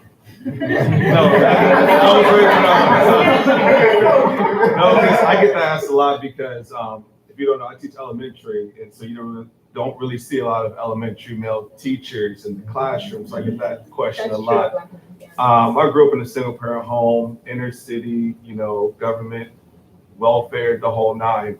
But my mom still instilled, after she worked those midnight shifts, she would say, read this Malcolm X book. I want you to study these flashcards, multiplication factors. And so when I grew up, I saw, even though we were still in the inner city, I saw how my life went compared to other people I grew up with. And I knew that education was the core factor. And I know what it's like not to have a male mentor just that long. You're like, man, where is he at? Or where is that male figure, like that mentor? So that pain became my passion. Like, I don't want anybody to feel like that. I don't want anybody to feel left out. I know your struggle. And besides just pointing out the problem, I want to be a solution. And so I went to the inner city school route. So that's why I am the teacher now. Do you feel like you're making a difference? Yeah. And like, you don't see it monetary because we're talking about being underpaid. But I joined the mentorship program we had at our school. Sometimes I go to the football games, basketball games, to know that it's not just academics. Like, we in this together. Like, I understand what you're going through. So yeah. I think this is something that I've been told, like growing up, like you should be a teacher. You're male, you need to do it. I personally think it's too late. I'm too ratchet to be able to do it. They be pulling up too many. If they start pulling up some of my stuff, like, girl, she watching Love and Hip Hop too. But I do think that we I can teach in a different way of saying when you said like working with another organization and being that male mentor, because it's very important. We don't see a lot of male teachers. Even we were just talking not too long ago about like male teacher. I've never seen a elementary male teacher. I don't see that a lot, especially a black man. I don't see it a lot. Yeah, it's not like that. But I think even as far as you talking about I'm too ratchet to be a teacher now, like we need ratchet ass. I was important in my classroom, and not that I had this experience, but my kids could talk to me about whatever type of activity they were doing at the school and I want them to do outside. And we could figure out some type of plan of how you can continue this life because you need to keep your lights on and sort of have fun with what you're trying to do, but also succeed in the classroom. The disconnect a lot of times is, to your point, like all them white people in the school telling them what to do. And so to come in with a different type of mentality, representation is important, but also that mentality is what's so good, because you got a lot of black people in there too, saying the same shit that the white lady was going to say to me. So, I mean, those mentalities. And not even say that, I think about the teachers who were more realistic. I gravitated towards more. Like who was saying like, y'all gonna come in on time, y'all gonna do what y'all supposed to do. I was like, okay, Miss Lee is not playing with us. She's not playing with us. I think that goes back to what you were saying about the kids feeling the passion. Like this person, even though they're reprimanding me, I know that they care about me. So like it hurts now, okay? It hurts now, but I know that they have my best interests at heart. So I think that makes a huge And difference. from a teacher perspective, do you feel like your fellow like teachers that aren't black feel that same way? Okay. I don't think that there is the same connection because the school that we work in, although it's the majority black and brown teachers, there are the white teachers in there that don't do a good job of connecting with the students because they don't want to understand them. They want to be vultures essentially and pick and choose the things about them. So I don't want to listen to you and get to know you and your situation. I want you to sit there, fold your hands, and give this and basically let me bank this knowledge into you, but I don't want to get to know you. But I do want to pick certain things about you that I like. So for example, when we have Black History Month, I want to get 2 cornrows in my hair. And come to school and be like, look at me, I'm connecting with you, but that is not a connection, right? That is you being a vulture and once again picking and choosing the thing, but you're rejecting me. You don't love me. You love the things about me that are cool. Also, did y'all hear about the teacher in the Bronx? That goes right to everything that we're talking about. So there's this white teacher in the Bronx, and she was teaching, I think she was a third grade, 6th grade, teaching about slavery. So she told the students, 3 students, to lay on their backs, and she was going to stand on them. And she stood on them, yes, and told them this is, and they, prove her point that it wasn't funny. She said this is how, and she said this is how slavery feels. What? So, I mean, and then also, I mean, she's not been like, it's like she's not been really like, she hasn't been taken out. She's just been put on suspension to show you further like the damage. And so it's like, again, you're not connecting with us. That's not how you connect with our students. That's not how you connect with us, you know? So yeah, that's just an example. So how do you combat situations like that in the workplace? We had a new teacher who came who was white, and we do buddy classrooms. When kids misbehave, they'll send them to our room sometimes. I'm also an instructional coach, so sometimes I'll just pull the kids. And there was like 3 black boys that would be in my room all the time. And I would say, well, what happened? Like, I talked, so he said to come here. I was like, that's all you did yet. And then they also told me that he called them boy. Like, get out of here, boy. And I'm like, that is totally inappropriate. So they need black teachers in the building to advocate for them and to affirm them and to let them know, like, go back in the room and tell him not to call you that.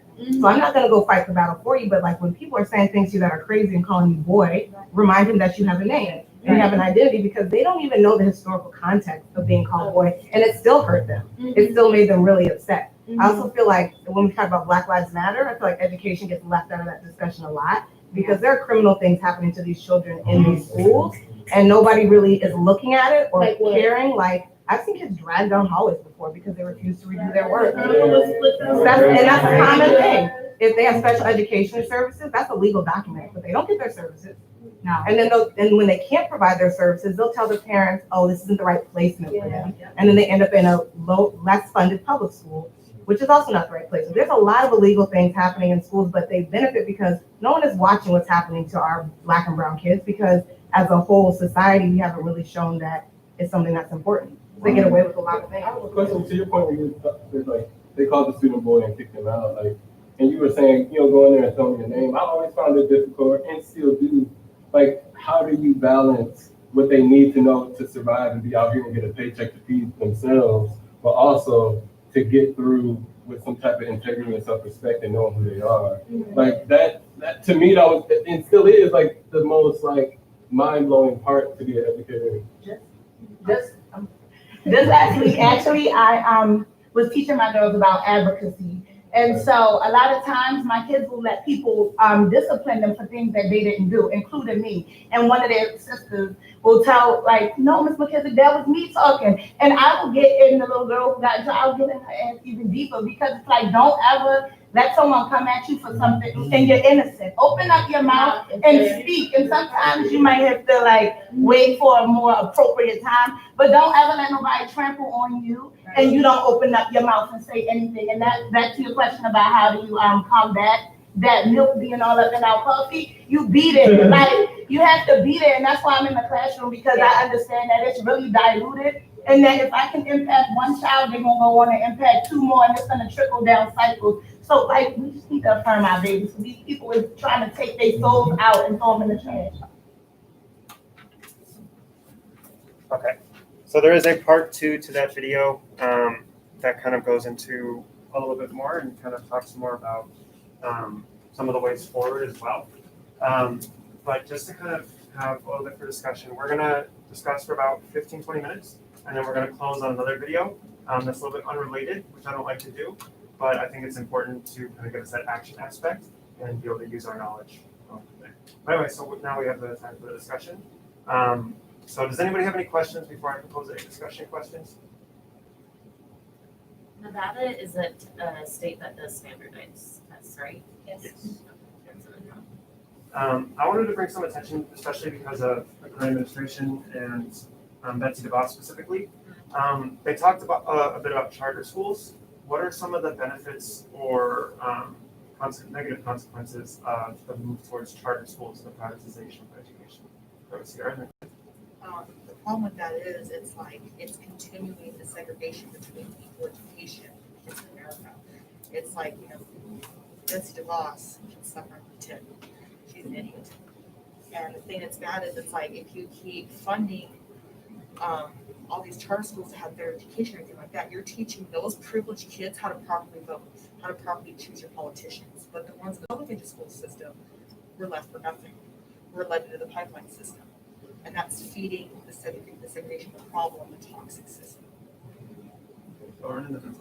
Yeah, I'd agree with that. What I wanted to touch on was what you said about how it's just, for privileged students, and especially with charter schools, since they can be privately funded, that could be like people like, hey, I'm going to give you this type of money, but you have to, kind of, I want this person as a teacher, like the same type of thing that we see, like with the president, like with any president, like they just bring in people that they like, not because they have like money in that sense, but like if all of these people are with have money in schools, so much stuff happens under the table, like it's like everywhere.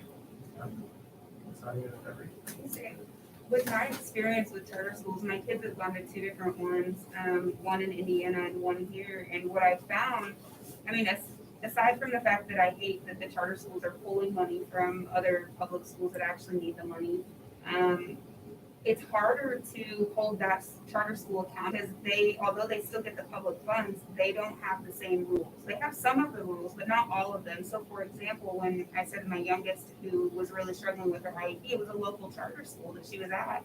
And I couldn't do anything. I went to the board meetings, I could complain there, but I really didn't have a leg to stand on to hold them accountable to help her. And so, I had to pull her and put her back in a public school where she actually got more help. But I think that's the thing that sucks. They're pulling money from the public schools, and then the parents who do take them there thinking that they're going to be able to get a better outcome, you can't hold them accountable when they do fail.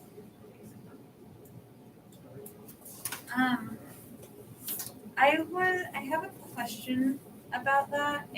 The charter schools, they are taking money from the government, like public schools, so they're pulling out the same fund essentially.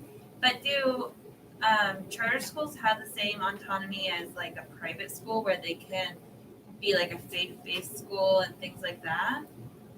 Yeah, there's a variety of types of charter schools. So there's like charter versus like private. And it depends on the type of like leadership that it has and the way it goes about like the funding. But yes, essentially like charter schools can have like faith-based if they choose to do so. But the charter model is typically based on like a difference in educational philosophy. So it's like we think this research method works better for teaching our kids, or we think that this schedule works better, and things like that. I also want to say that there are some charter schools that have been very successful in educating specifically students of color and providing a better education for them than a public school would. So there is like just to provide like a benefit for it. But let's see this. So with a charter school, can they still, like, for my understanding, like my brother went to Legacy, which is a charter school, I believe, here. I think it's a charter school, I'm pretty sure.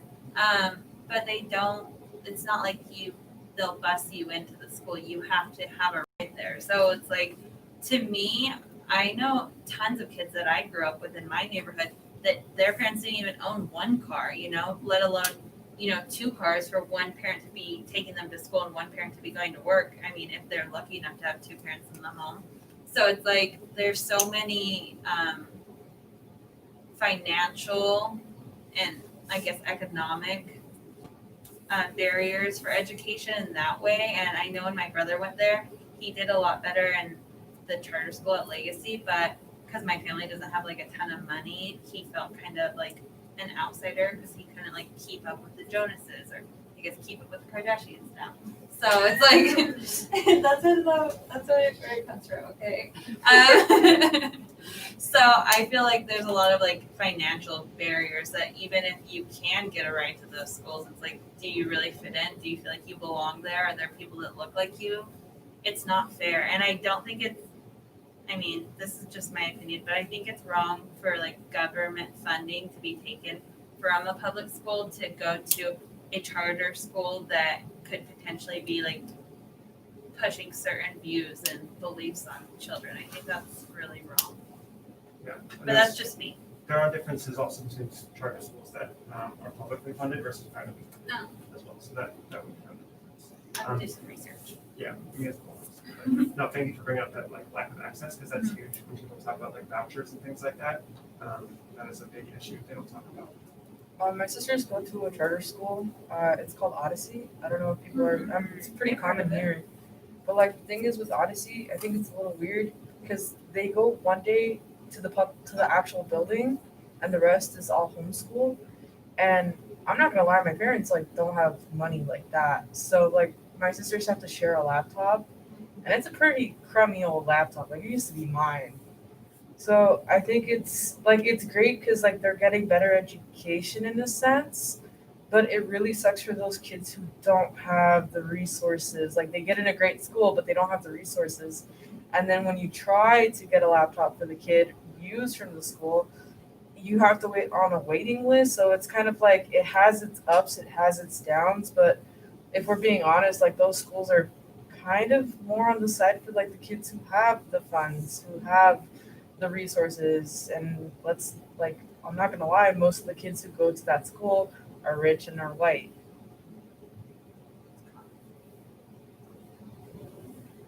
No, I think that access is huge, like both resources and like even being able to get to the school.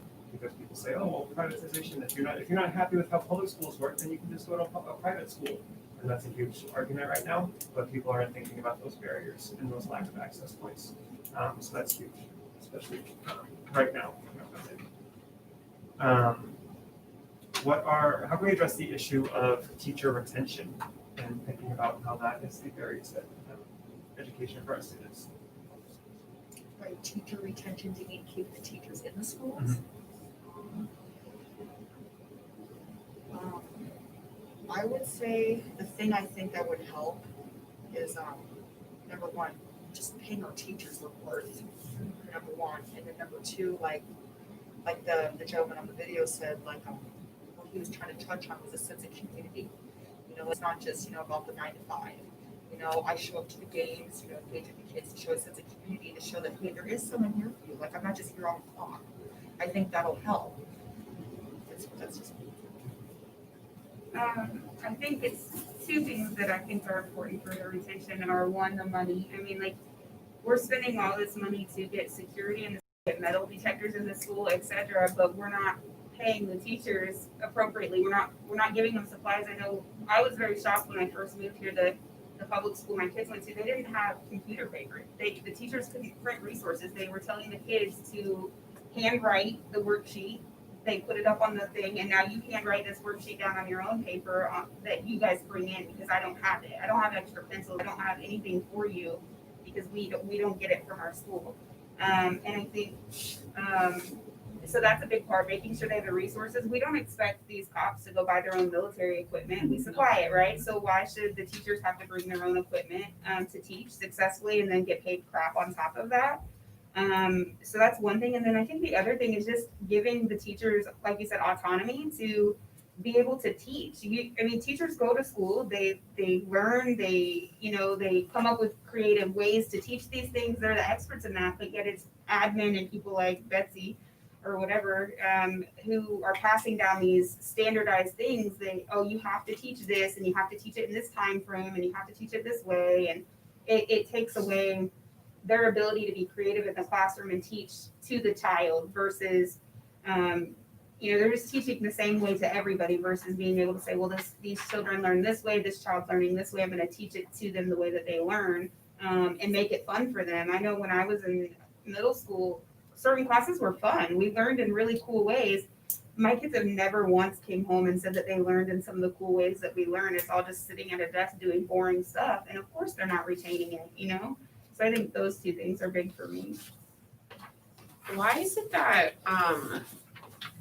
if you know, like why schools in in Clark County, like in predominantly white areas, like have funds?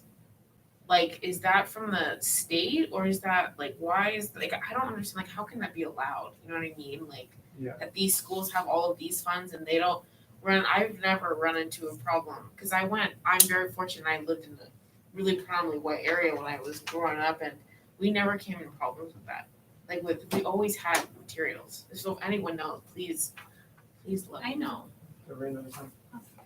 Because schools are funded by property taxes in the area, so it's if your house is worth more money, you pay more taxes. At least that's how I understand it from a government perspective. Yeah, that's shit I never understood that because I think I was talking to you about this yesterday, all of the kids at my school, we all had laptops, but Where'd you local- go? Oh, I went LDA. to I went to Miller and then Coronado was my zone high school.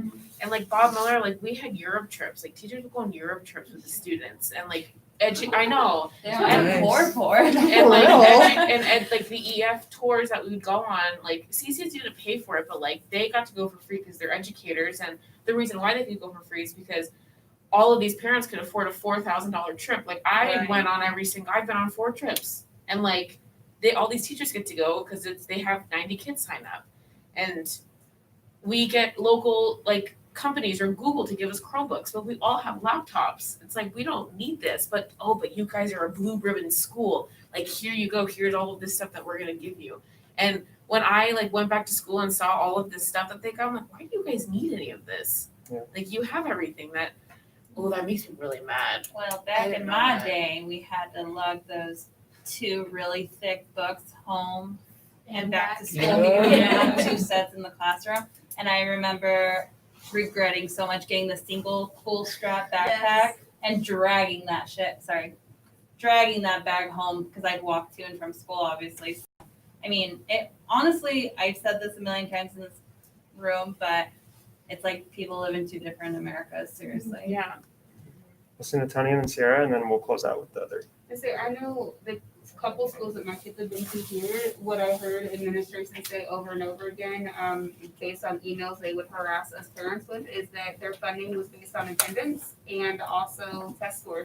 So if your kids aren't coming to school, you get less money. If your kids aren't passing tests with certain scores, you still get less money. Yeah, that's true.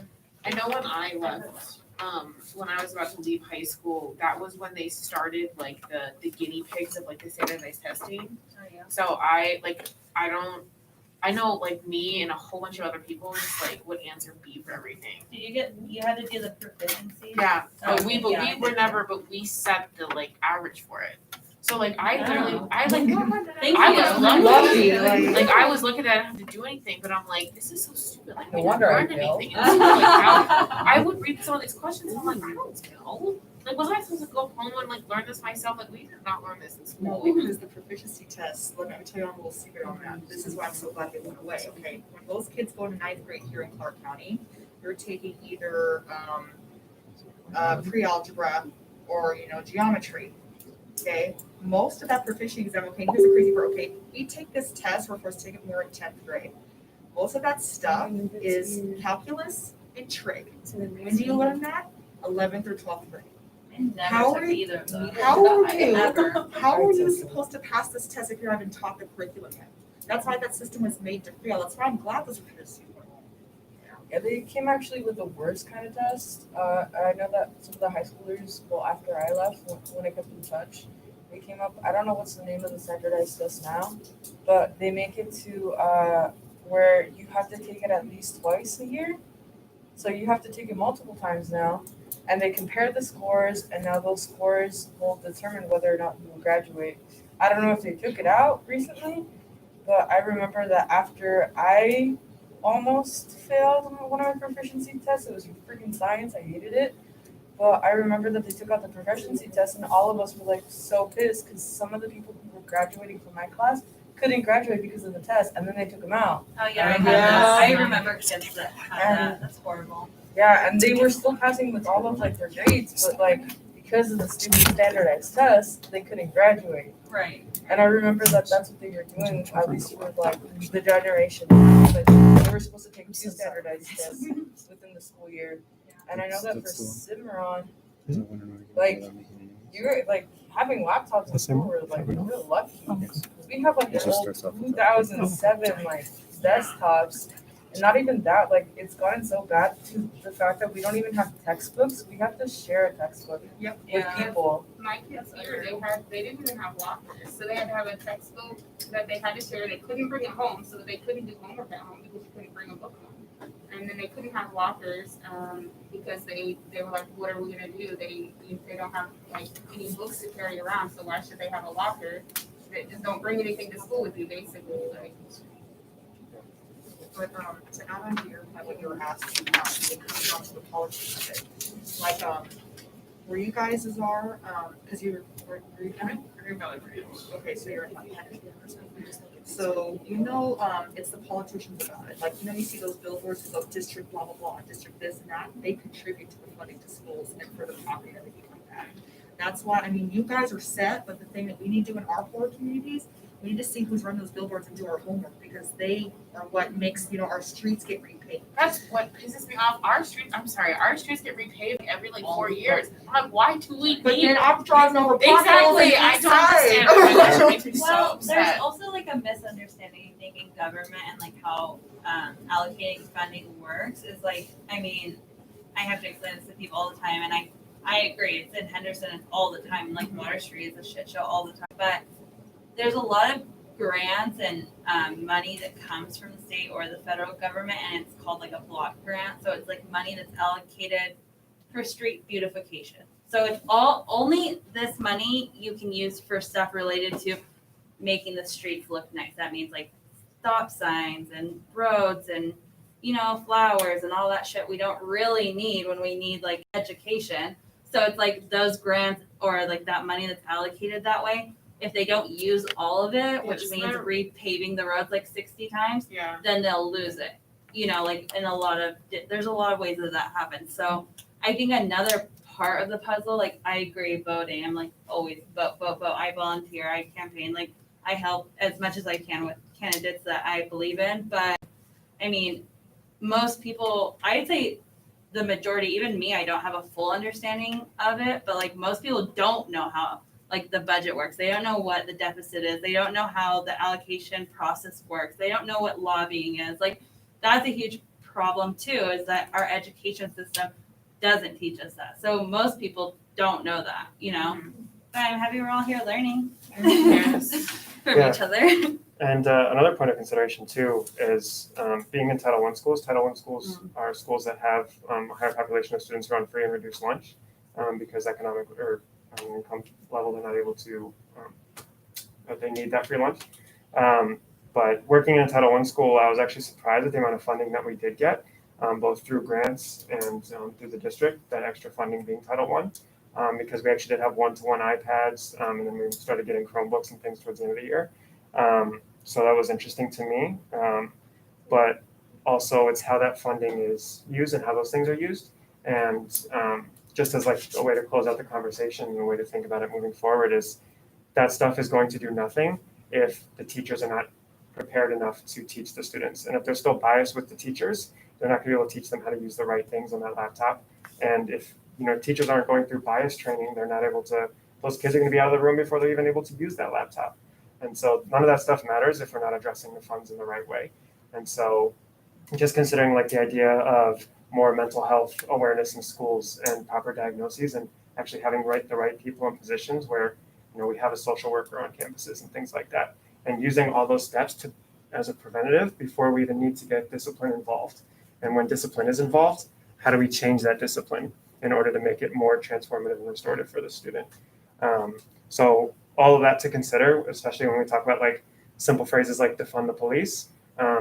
That's the meat behind it, is being able to say, yes, we should defund the police, and then being able to explain to somebody like, why should we do that? Well, because all of these things are falling on the back burner, and because we see the police as the solution to those kids fighting, instead of the solution being those kids are hungry, they need food, or those kids don't learn the social skills they need to because their parents are always working. You don't need police if you have trauma-based counselors Yeah. on deck, like all the time. And if you don't have the funding to have those people there, then why do you have the money to put a police officer on campus? Because they're not fixing or rehabilitating or doing anything restorative, like you're saying. Yeah, if anything, it's adding to the trauma. I think that those kids are experiencing at home and at school. Definitely. Okay, so this is kind of unrelated to what we talked about today, but I did think it was urgent enough to talk about it today. It's just a video about how to win an argument, and it uses my favorite person in the world, maybe Trevor Noah, as an example, because he is, yes, a comedian, but also one of the smartest people, and just the way he thinks and the way he interacts with people. And so it's important to know how to argue with people, especially the facts, not feelings crowd, because and especially with how divided we all are, people are going to be very quick to get heated in an argument or figure out, how to just defend their side rather than listen.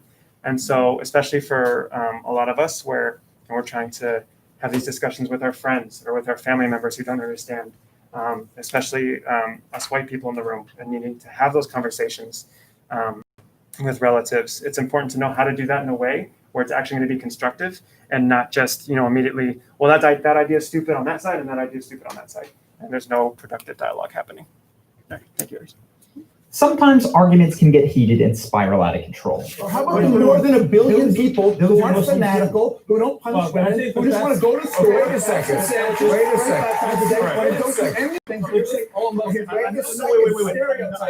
And while we all want to win our arguments, not making an enemy in the process can be even more important, which is why today we're going to be looking at Trevor Noah and what you can learn from him about coming out of verbal scruffs, not only on top, but looking cool, calm, and collected. First off, Trevor has a simple but effective habit to prevent emotions from getting too heated. His sub-communications indicate that he isn't there for a fight. To see this principle in action, take a look at this exchange from his debate with Tommy Lahren and notice Trevor's tone of voice compared to Tommy's. Oh, that's not fair, that's true. No, it is fair, Trevor, because the shooter said, point blank shooter said he's doing this because of Black Lives Matter. Yes, and there are many things you can say. As people get more frustrated, they have a tendency to raise their voices and talk faster, like Tommy does here. In this case, both sides' ability to change their mind completely shuts down, and they dig into their positions to prepare for a verbal sparring match. You can tell that this is beginning to happen when both people rush to talk over one another, like here. I saw people and race as chocolates. I wouldn't use that. When, I no, but wouldn't when use that. no, no. I'm that color, and I wouldn't say that. In these sorts of situations, no matter how good your point is, it's not going to be well received. So the first order of business is simply to slow things down and indicate that fighting isn't necessary. So as Trevor gains control, you can see him deliberately pause in these situations, which reduces the tension and opens the other person up to his perspective.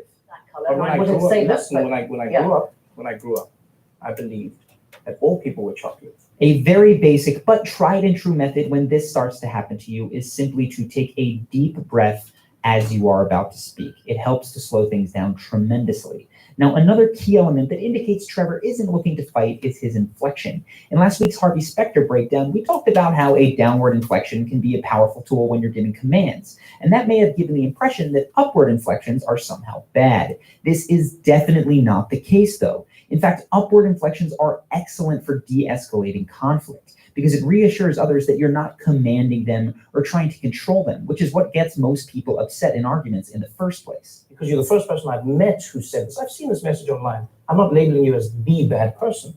I just want to know if you've ever thought of the how.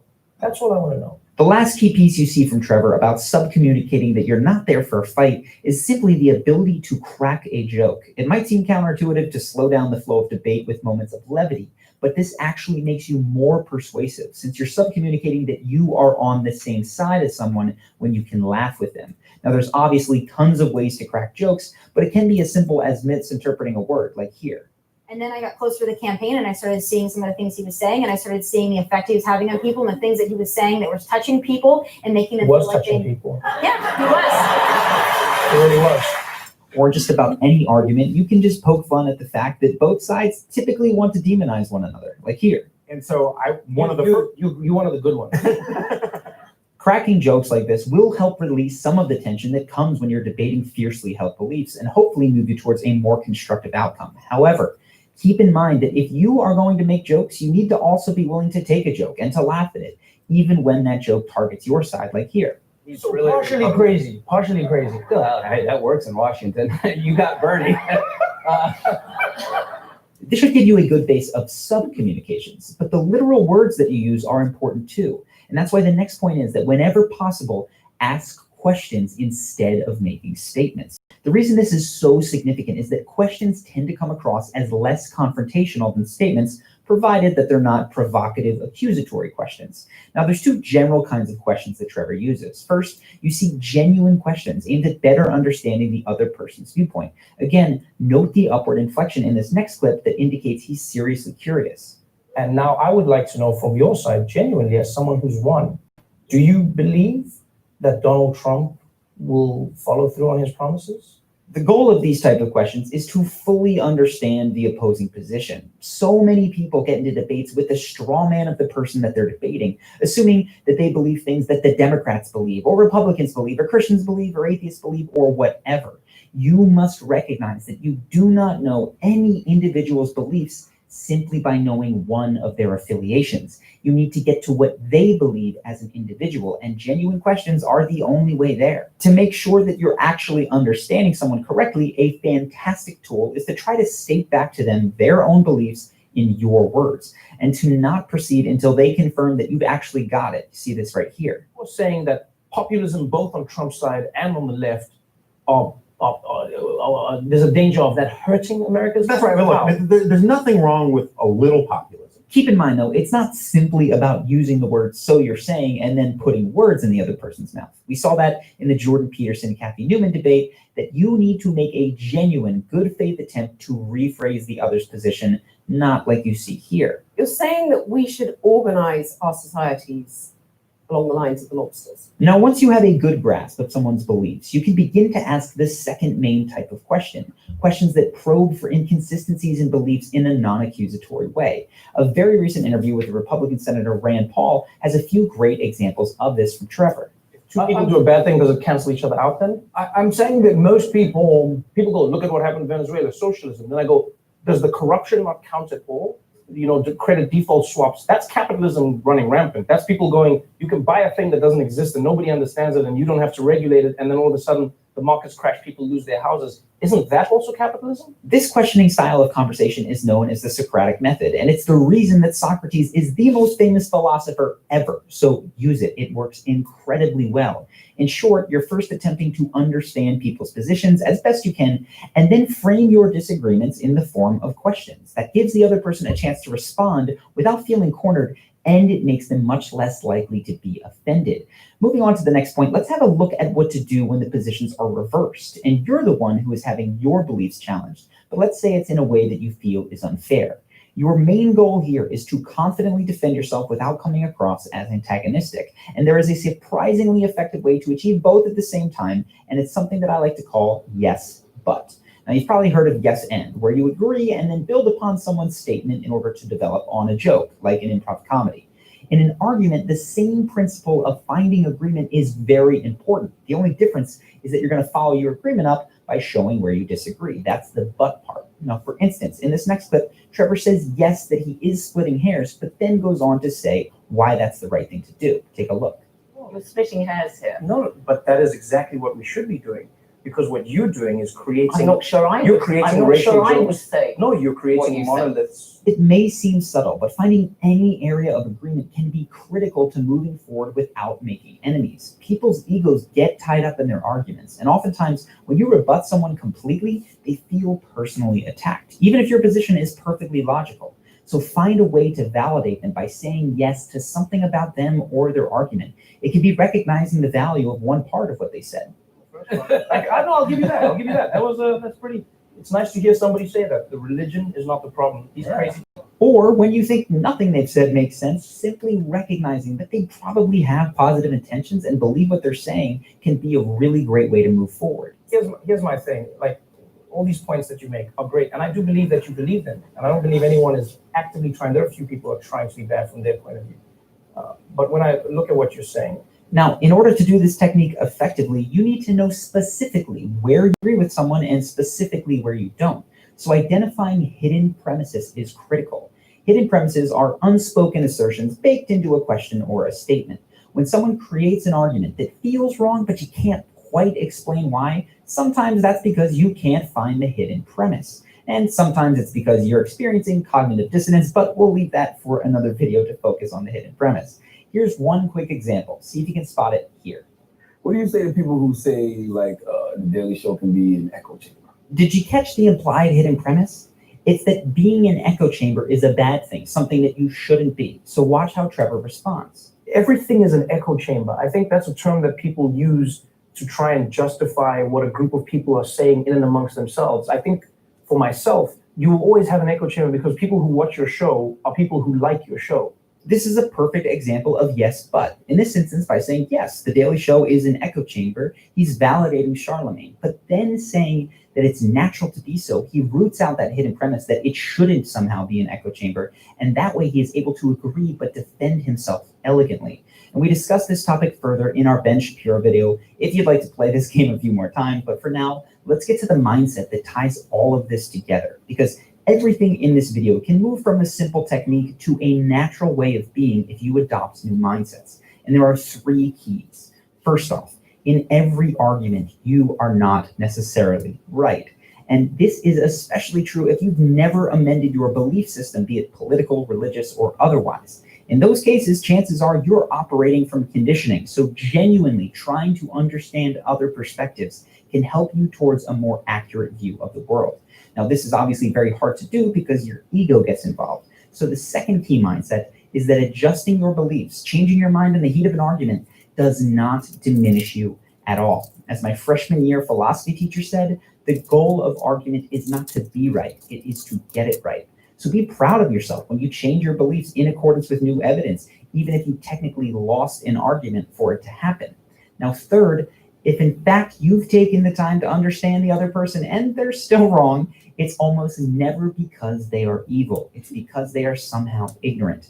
Dialogue can help to lift that ignorance, but only if you don't trigger their defense mechanisms by attacking them as people. Now, Trevor summarizes this well on Hot Ones. I don't want to destroy you. I want to engage with you. And I think a lot of the time as people, if you have ideas you believe in, you should be willing to engage, or you should be willing to test those ideas against somebody that you don't agree with. If you allow these mindsets to sink in, everything from the sub-communications to asking the Socratic questions to the yes but technique will come much more naturally as you jointly work with the people you're talking to find solid and true common ground. To be honest, I find that principle of seeking first to understand is very sparse in the modern media. And that's part of why my co-founder Ben and I started a podcast. On it, we discuss things like the news and cultural events, but really the podcast is about digging into the hidden psychology and philosophy that drives our lives and all of those events. And of course, hopefully. Thoughts? What's the name of this channel? Just Charlie and Ben. No, that's the podcast. Oh, yeah, that's what she asked. Right? You wanted Oh, the the name of the podcast YouTube channel too. Oh. I appreciate that. Oh, at the bottom it says Charlie and Ben podcast. Is that the name of the Oh, it's on YouTube the channel? side. too? I'm just gonna see it.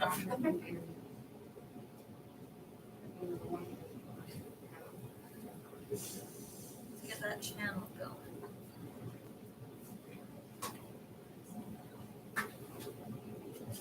Any thoughts on it? Charisma on command. There you go. Charisma and command. Yeah. My thought was that I think that's all of those things that he mentioned are really invaluable when you're debating someone or talking to people that you actually care about in your life. Like, and it kind of highlights the importance of if you don't feel like you can have a conversation with somebody that doesn't agree with you, then maybe there's something you haven't examined personally, or maybe you don't fully understand what you're talking about to be able to talk about it. Because if you're not able to calmly talk to somebody about something where you disagree with them, then you're caught up in your belief system. And, you know, like he was saying, it's like more of a conditioning thing than something you actually know based off like your logic and evidence and things that you've added up. I'll give a little example because we had the protest on Saturday. I think most of us did. But at the end of it, when we were all walking towards our respective parking lots, I don't mean to call you on the time. Someone who was giving our group a little bit of lip, and so Matani started to engage with them, and they were yelling back or whatever. So we were all going anyway. So I walked over to them, and I was like, okay, let's talk real quick. Like, what's your name? I got their names. There was another person who was also in disagreement. And I was like, okay, like, what's the matter here? Why are you yelling at us? And they're like, I just don't get the whole thing. And I was like, okay, well, like, here's why we're out here, and here's what we believe in. And they're like, well, they only care about black people, they don't care about everybody else. I was like, okay, well, it's not just about that, right? It's a movement for equality, and kind of explain that to them, and kind of ended on a note where, you know, I let them explain like why they were upset about it and things like that. And we kind of ended on a note where I said, like, the news is trying to provide this message that, you know, we're out here for a bad cause, or we're out here trying to cause trouble, but we're not. We're good people. We have a positive message, and we're just trying to, you know, move forward with progress. And, you know, it was very amicable by the end, and we told each other, have a good night, fist bump, whatever. And I was surprised by, like, you know, it started off with yelling at each other, but then ended with, you know, that kind of discussion. Just as like a positive notion. Like, it's not going to work all the time, but of course, but just like a positive note on it to think like it is possible in certain instances. I've had experiences like that too, where I've like done the same thing where I'm just like, okay, well, why do you think this? And then I'll let them talk and listen and ask them questions like, but what about this part? Because part of asking someone a question isn't to get your answer, but also to make them think deeper and really, I mean, I talk about this all the time also, is like using critical thinking skills and being like, where people say like, oh, the urban areas or the ghetto areas, it's like all these kinds of people live there. It's like, okay, well, why do you think that is? Like, why do you think that there's only these certain kinds of people in this one area, you know, where people don't think that far ahead? Because a lot of the stuff that we're hearing in the media is just repetitive sound bites and like these different ideas. Like, Black Lives Matter is just to make Black people superiors. Silly stuff where we know that's not true. It's just like when people are hearing and like those little talking points. I've had people be like, you're the only smart Democrat I've ever met then, if you believe that. I'm like, I'm not even a real Democrat. Like, I don't know. Like, it's weird because the thing that he mentioned about not assuming you know everything about somebody's opinions and beliefs based on their affiliation is so true. Because I get that all the time. They're like, you guys just want to take away all our guns and give everyone free stuff. I'm like, I actually own a gun. I'm not even like anti-gun. I just think there should be like safety precautions and that you should have like gun safety lessons and stuff and not let your kids get a hold of them. I don't think that's, I mean, a lot of stuff is like so radicalized sounding now where it's like, I'm pretty reasonable. I think I probably don't even fit in with like the radicals of, I guess, the Black Lives Matter movement so much because I try to talk to everyone I get. Well, I don't want to say that because I think ultimately that's like the goal is to get everybody on board. So I recant that statement. It might be harder if they're hanging off the side of a Tesla, but other than that. Oh my gosh. I was so worried for that boy. That was stress. I think for me, it's a good reminder because a lot of the things he was talking about are the basic skills that we learn when we're doing therapy.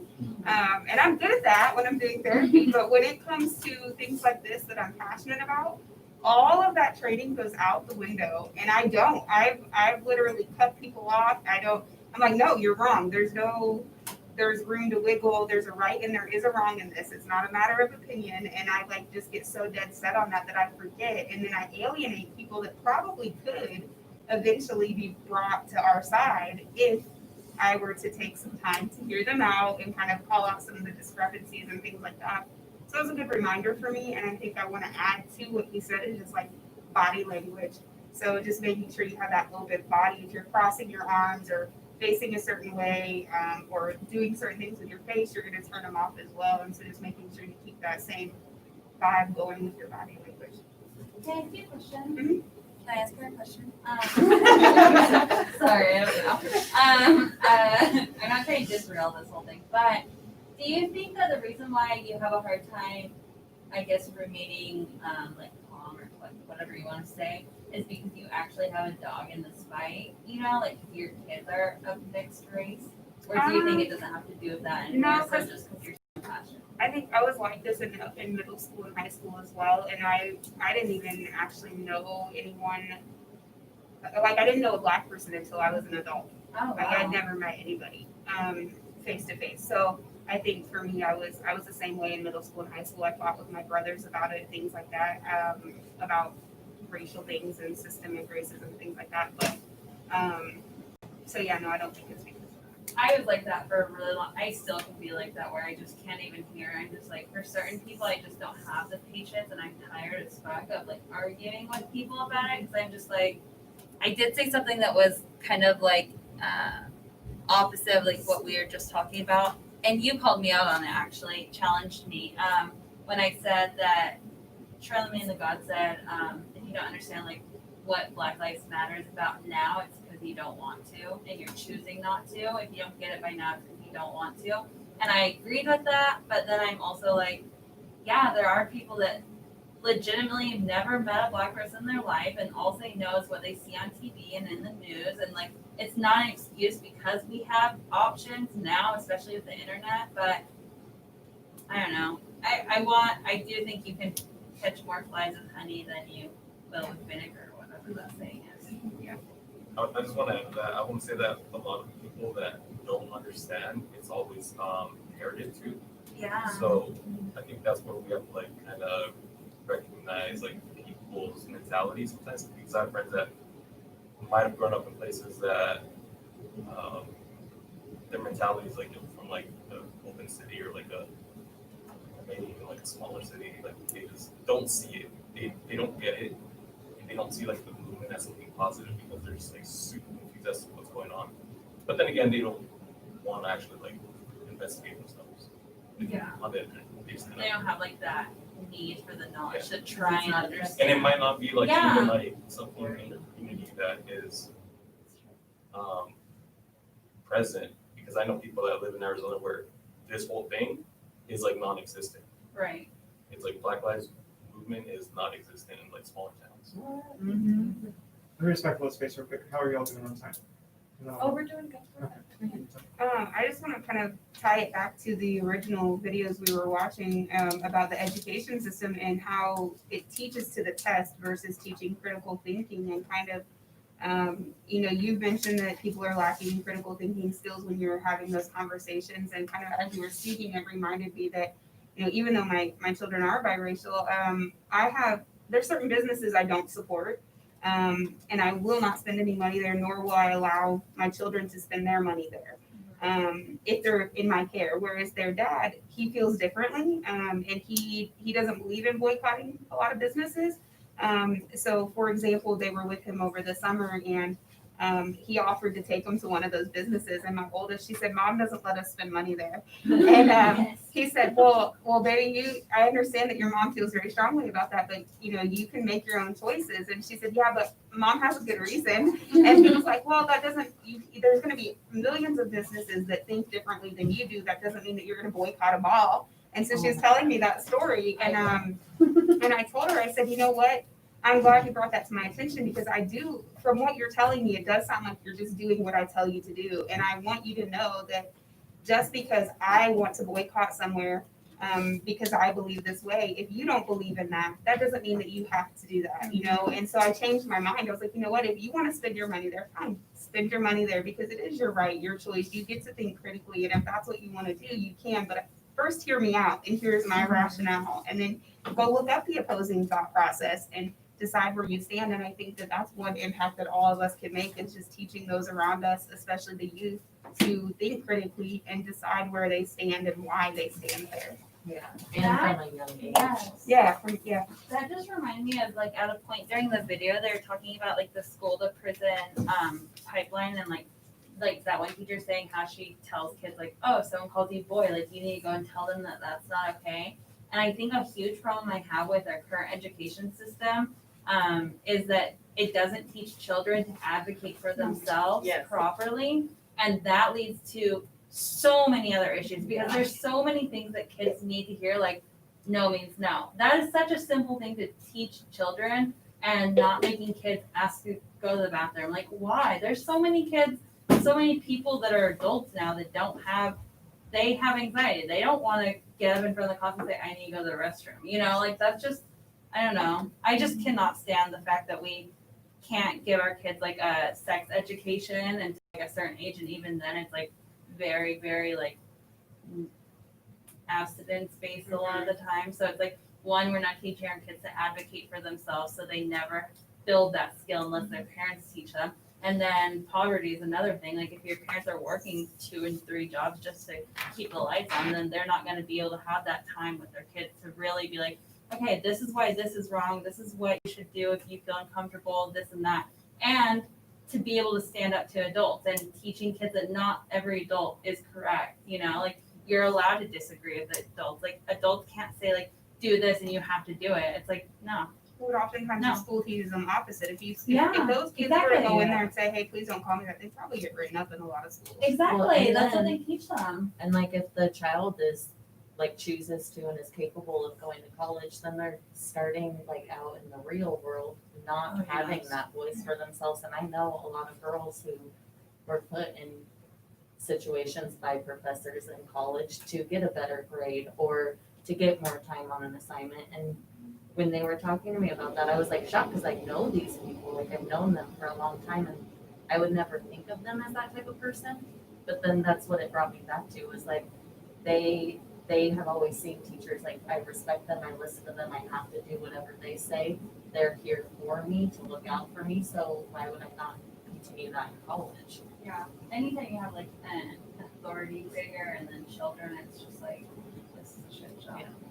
Unless the parents are really teaching their kids to advocate for themselves. It's that sheep thing, the school system teaches them to be sheep, to be a certain way, and then once they hit grade 12, bye. Yeah. Yeah, I felt in college, it's do I need to raise my hand to go to the restroom still? I always felt that way. Still. Children roll up this. They don't give I know. They don't give When I found out you could skip a class. Oh I my know. God. That was life changing. That was not life changing in a good way for me. Out of college. You're I don't have to go at all. Here I am now. Right. Okay, so I just want to say thank you everybody for coming. and I'm glad that there was a lot of discussion. I really appreciate like the different perspectives. And like I said at the beginning, like I didn't want to stand at the front of the room and be the person who was expected to know it all because I learned a bunch from everybody else. So I'm just happy to see what everybody else had to offer and teach everybody else. So thank you all very much. Yeah, thank you. So yeah, and then if you have any ideas for like norms in the future, and then the last thing I'll say is that why that we wrote down at the beginning. I just think that was an important activity, just because it's always important to keep that in mind whenever you're tired or you're just frustrated with everything going on. It's a nice little reminder. Thank you. Thank you, everybody. Tyler did this whole lesson plan and everything, and he had like 2 minutes notice to do all of this. So. Wow. We have to kiss his feet. Thank you so much. Everybody get home safe. Get out. Especially.